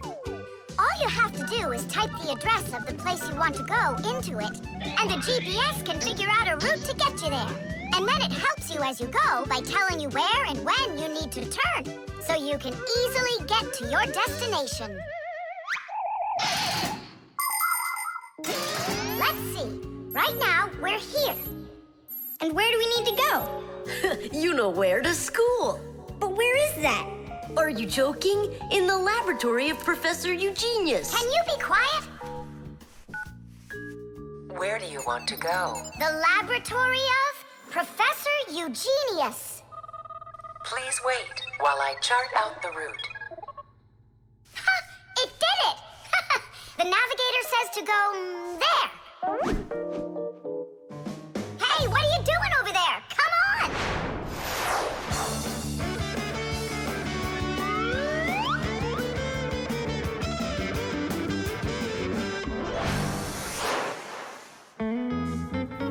And if you happen to go off route, the navigator will give you a different way to...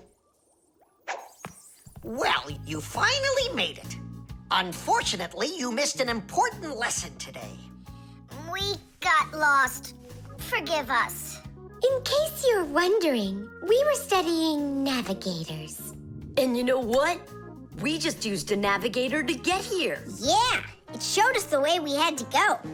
Well, that's certainly quite lucky for you, because now you don't get an F. But from now on, kids, you have to get here on time. I promise you that. Because now we know where to get our shortcuts from. The Pack-A-Mat. Simka, can I have the Pack-A-Mat? I'd like to practice with it a little before the exam. Take it.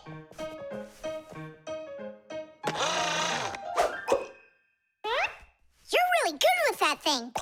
Good. I couldn't be any worse with it. I wanted a vacuum cleaner. Actually, you were pretty close there. You did manage to get the hose at least. This is not at all funny. In order to get a tool out of a Pac-Man, a Fixie must not only press the button on his chest, but he must also clearly picture exactly the tool he needs. By the time they are adults, this is easy for Fixies to do. But while they're children, they must study hard to master this important skill. As Fixies learn about new tools, they take exams to prove they know how they work. And if they pass an exam, the new tool is added to their Pack-A-Mats. And there's no end to what you can find inside. Screwdrivers, hammers, ladders, vacuums, and even soldering irons. But many of the tools that Fixies use look quite different from the ones that humans have. And the reason for this is very simple. It's because Fixies have to fix appliances that are much bigger than they are. I just wish I knew which tool was gonna be on that exam. I got it! You just stay right here. Grandpoos! What? On the exam, which tool are you gonna ask about? It's a secret.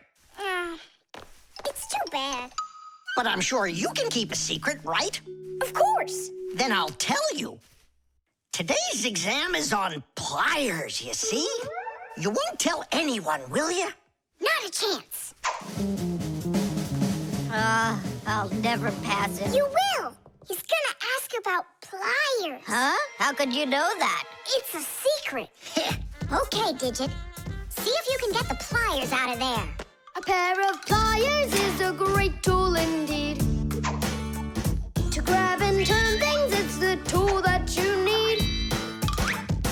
Just be careful how you use them, or your fingers you could bruise them. Pliers are a great tool indeed.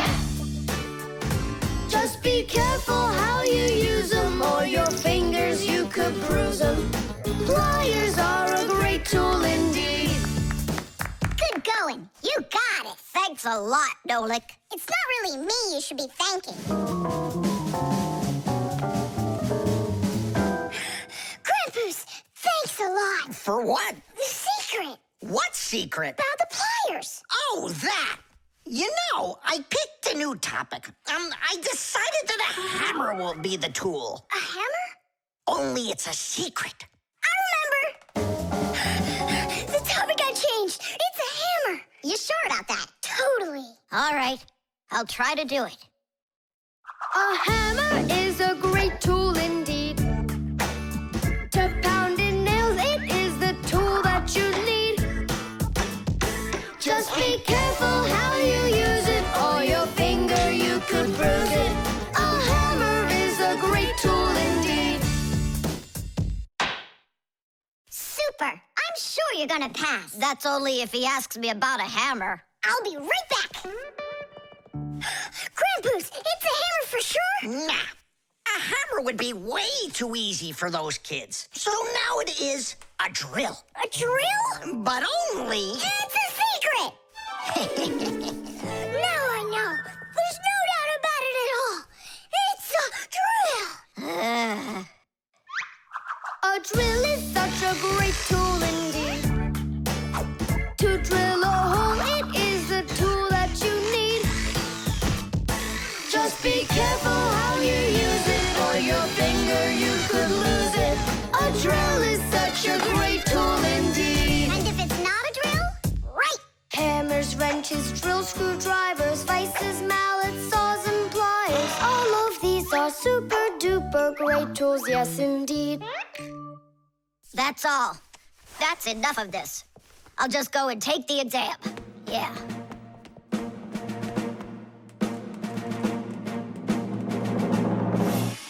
Digit, come on in. Professor, well, what do you want to ask me on today's exam? Nothing. You already passed. What? You mean you're not going to ask me anything at all? No need. You're excellent at getting tools out of a pack-a-mat. But how could you know that? That's a secret. And we Fixies sure know how to keep secrets.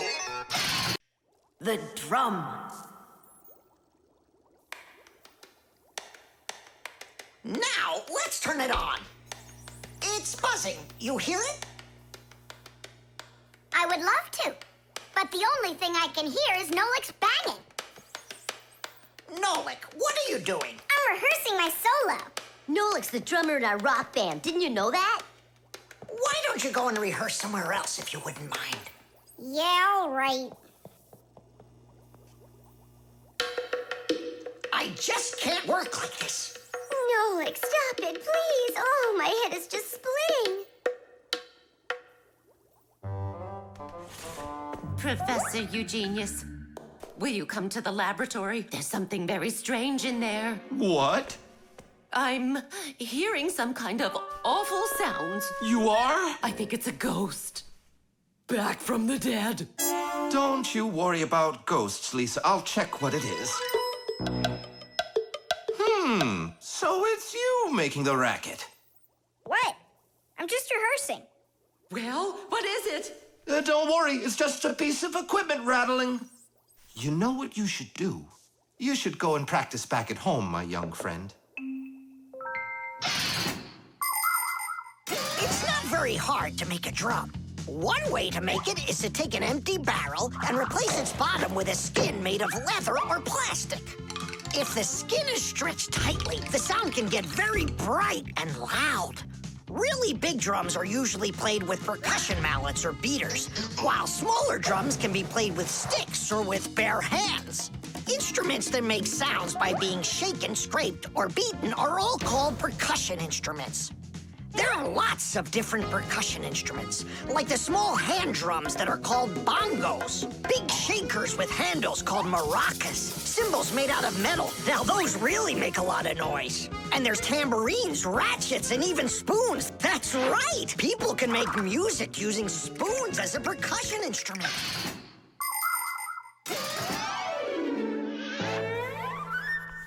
Thomas, do you think I could practice my drumming here? Yeah, go ahead. I've just got some homework to do. I can do that, and better than you can, too. And what if I play like this, huh? Then I'll go like that, or like that. Ever since I had decided that a drummer's what I want to be, there is nothing that I won't bang on, 'cause the world's a drum to me. So I bang on radiators with a spoon, the pot goes boom, bam, bum. Maybe someone will take pity and they'll buy me my own drum. Bang it, bang it, bang it, boom, bang it, boom, bang it, boom, bang it, bang it, bang it, bam, bang it, bam, bang it, bam, bang it, bang it, bang it, bum, bang it, bum, bang it, bum, bang it, bum, bum. Bang the drum. Bang the drum. Both my father and my mother wish I play a violin instead. I don't want to. I'm a drummer, but I can drum that in their heads. So I bang on radiators with a spoon. The pot goes boom, bam, bum. Maybe someday they will get it and they'll buy me my own drum. Bang it, bang it, bang it, boom, bang it, boom, bang it, boom, bang it, bang it, bang it, bam, bang it, bam, bang it, bam, bang it, bang it, bang it, bum, bang it, bum, bang it, bum, bang it, bang it, bum, bum. Bang the drum, bang it, bang it, bang it, boom, bang it, boom, bang it, boom, bang it, bang it, bang it, bam, bang it, bam, bang it, bam, bang it, bang it, bang it, bum, bang it, bum, bang it, bum, bang it, bang it, bum, bum. Bang the drum. Thomas, let's take a break. But I'm not done. Keep going, Nolik. This is fun. Maybe it's fun for you. Bang the drum. Stop, that's enough. Bang the drum. And now, let's turn it off. Can you hear that? It stopped buzzing. It did. Hey, everybody, it's Nolik. Yo, what's up? So, our noisy ghost is back. I thought you were practicing at home now. Thomas is drumming there. I had to run away. Well, our excursion is over. And now I would just be so happy to listen to your rock group. Hooray! Bang the drum! Bang the drum! Come on, not so loud! Bang the drum! Did you say something? Bang the drum! I beg you, not that loud, please! The globe. Ready? Set? Go.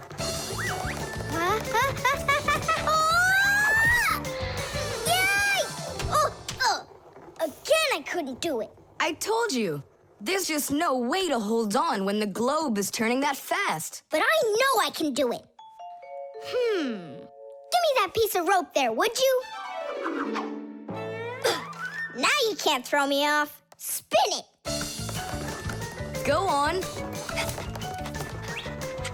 Whoa!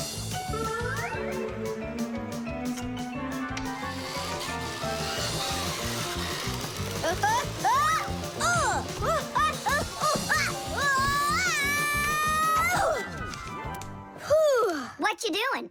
Trying to learn a bit about the Earth's gravity? That's a globe, not the Earth. Well, a globe's a model of the Earth, isn't it? Hey, come on, Simka. The globe looks like a ball, but the Earth is flat. We walk on it. The Earth also looks like a ball. It's just a very, very big one. It's not true. If the Earth is really round like you say, then it would throw people right off of it, like the globe does to me. No, it's just that the Earth pulls everyone towards it. Are you sure? The planet that we live on, the Earth, is a huge sphere. The Earth revolves around the sun, and the moon revolves around the Earth. Do you know why they don't fly away from each other? It's because of a force called gravity that pulls all objects towards each other. The heavier the object, the stronger its pull. That's why people, rocks, air, and water get pulled towards the Earth instead of floating up into space. Thanks to gravity, we are able to walk on the Earth.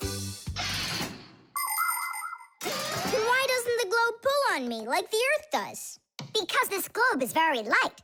Compared to the Earth, this globe is like millions of billions of times lighter. Compared to the Earth, we're specks of dust. He's right. Look, a speck of dust. It sticks to the globe like we stick to the Earth. Oh, come on. It's just because no one's turning it. But the Earth's spinning and we stick to it. What? I just don't believe you. There's just no way the Earth is spinning. You've really got no idea how the days all turn into the nights, do you? Do too. It's because the sun goes up and then sets.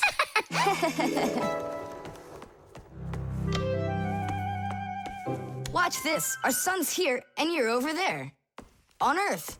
Is it dark, Nolik? It's dark. Then it's nighttime on your side. And here, it's day.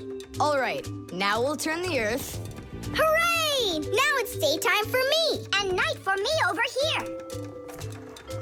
Ah, my side got dark again. And for me, it's a new day. All right, fine. You guys were right. I believe you.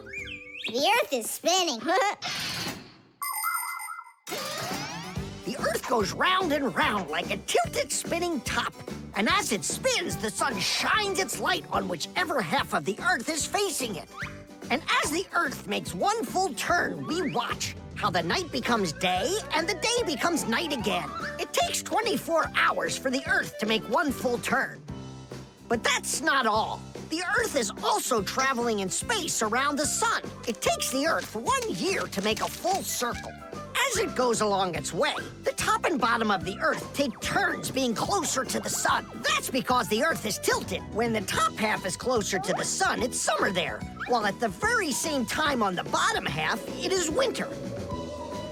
And when it is winter on the top half, it is summer on the bottom.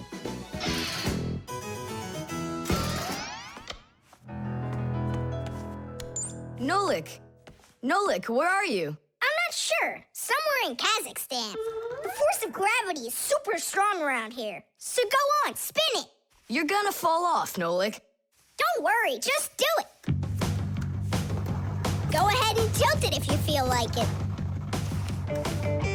Told ya! Ha! And you were sure I was gonna fall off this globe. That's strange. Nolik, come on over here. What for? You'll see in a second. I don't want to. You really don't want or you can't. Tom Thomas, take a look. I get it. He stuck himself to the globe, didn't he? Yeah, with the chewing gum. Isn't it time to go? Uh-huh. And me! What about me? Hey! Ah! You gotta help me. Don't leave me. Should we help him?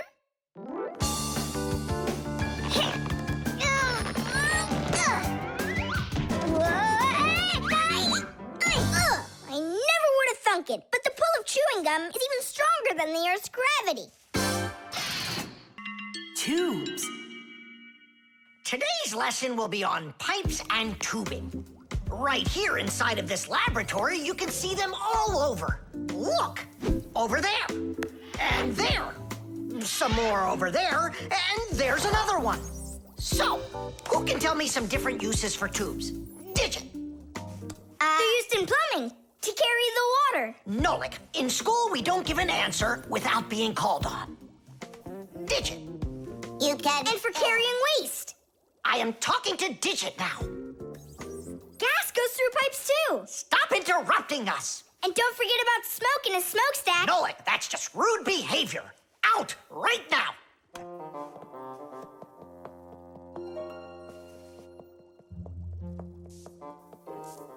All right. And a shower hose. That's also a tube, right? I told you to get out. Yikes! And a vacuum cleaner's got one, too.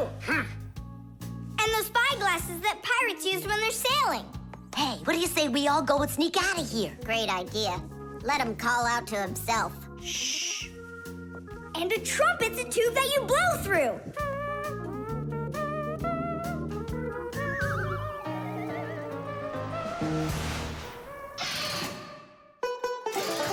Nolik is my younger brother. There's a lot he still doesn't know, but that doesn't stop him from getting involved in things he probably shouldn't. Unfortunately, that can get him into trouble. So, every once in a while, me or my parents have to rescue him. No, I wouldn't call Nolik a pest. He's just a bit curious. That's why he broke the #1 Fixie rule, hide from humans. Nolik's the one who first became friends with Tom Thomas. Well, I was there too, but Nolik started it. Actually, first it was Grampus. Many years ago, he befriended Professor Eugenius. And after that, the professor let us have our school in his laboratory. So it turns out that Nolik is just like his grandfather.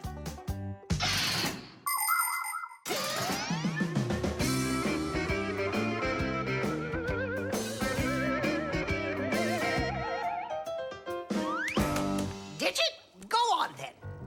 Tubes are, Wow! Just look at all the tubes in here. There's rubber ones and glass ones that are curvy. Oh, yeah! Pens! Parts of them are tubes, too. He stopped talking. He ran out of ideas.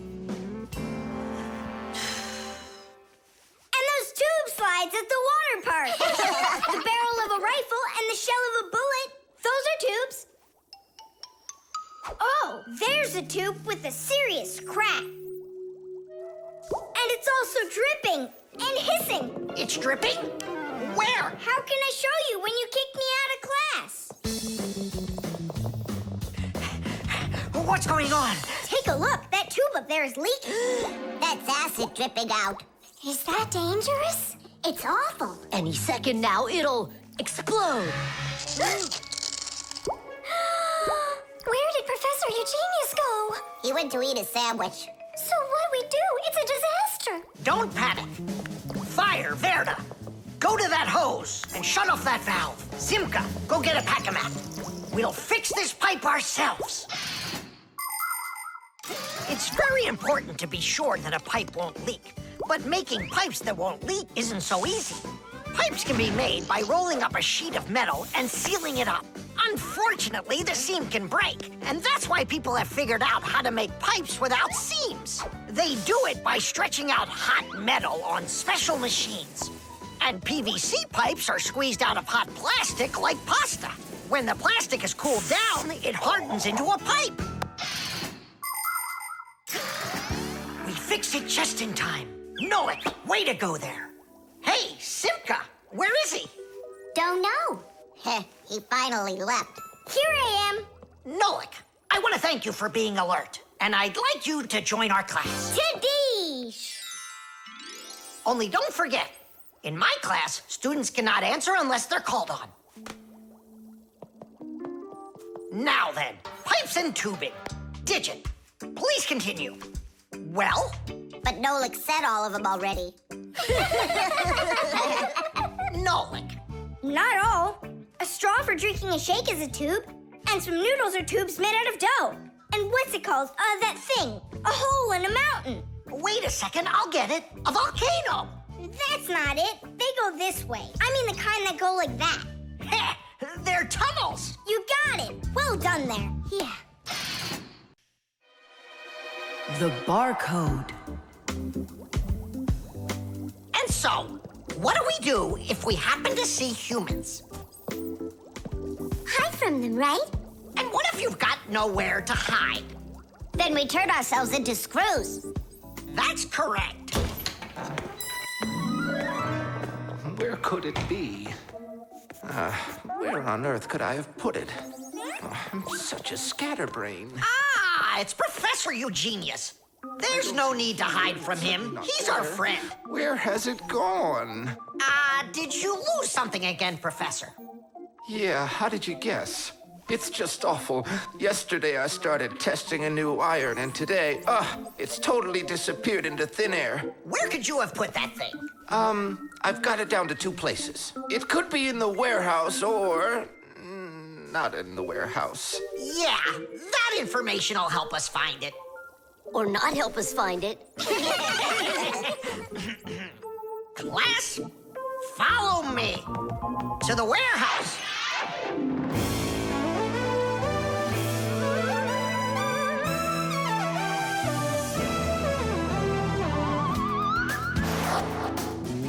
Wow, look at all these boxes. If we have to look inside each one of them, it'll take us 2 days. Maybe we'll get lucky. Let's look in this one. No, inside there is a fan.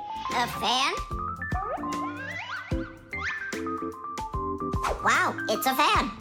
And what's inside this one? A mixer. Yeah, amazing. And what's in this box? An electric kettle. Made in Germany, by the way. He's right. There is a kettle in there. Professor, is this some trick? I don't get it. Grandpus, how do you do it? It's gotta be magic. What else? Here's how I think he's doing it. I think the professor has glasses made to see through the boxes. Of course not. I only know how to read the barcode that you can see on each of those boxes. Oh, that. Exactly. If you look at the printing on packages and boxes, you will often find a symbol with a lot of black lines and numbers. These symbols are called barcodes. Each barcode has all sorts of information. What the item is, what country it came from, and even in which factory it was made. With the help of a special reading device, a scanner, it's possible to read all the information the barcode holds. It really is an excellent system for stores to know what they've got. You don't even need a scanner to do it? I can figure out barcodes without one. I'll teach you if you want. Class. Let's see. We're looking for a box with an iron. There.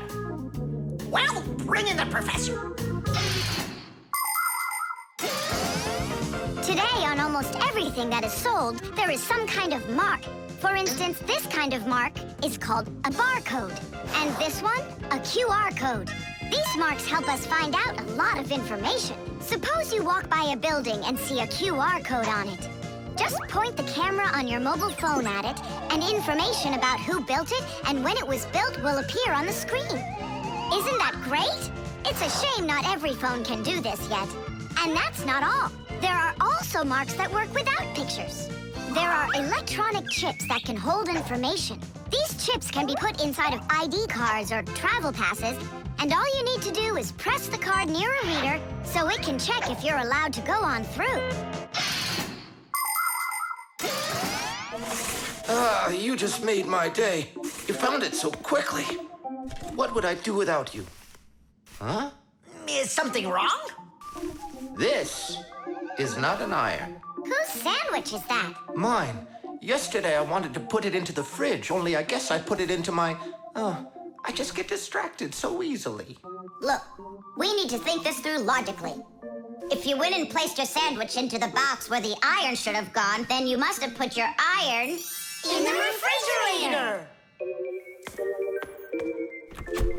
Oh, here you are. Here you are, my new iron. Oh, I looked everywhere for you. Thank you, my friends, once again. There's no need to thank us at all. You're always there when we need help. You've even let us open our own school here in your laboratory. And we don't have to hide ourselves. Yeah, that's because you're so kind and you love Fixies.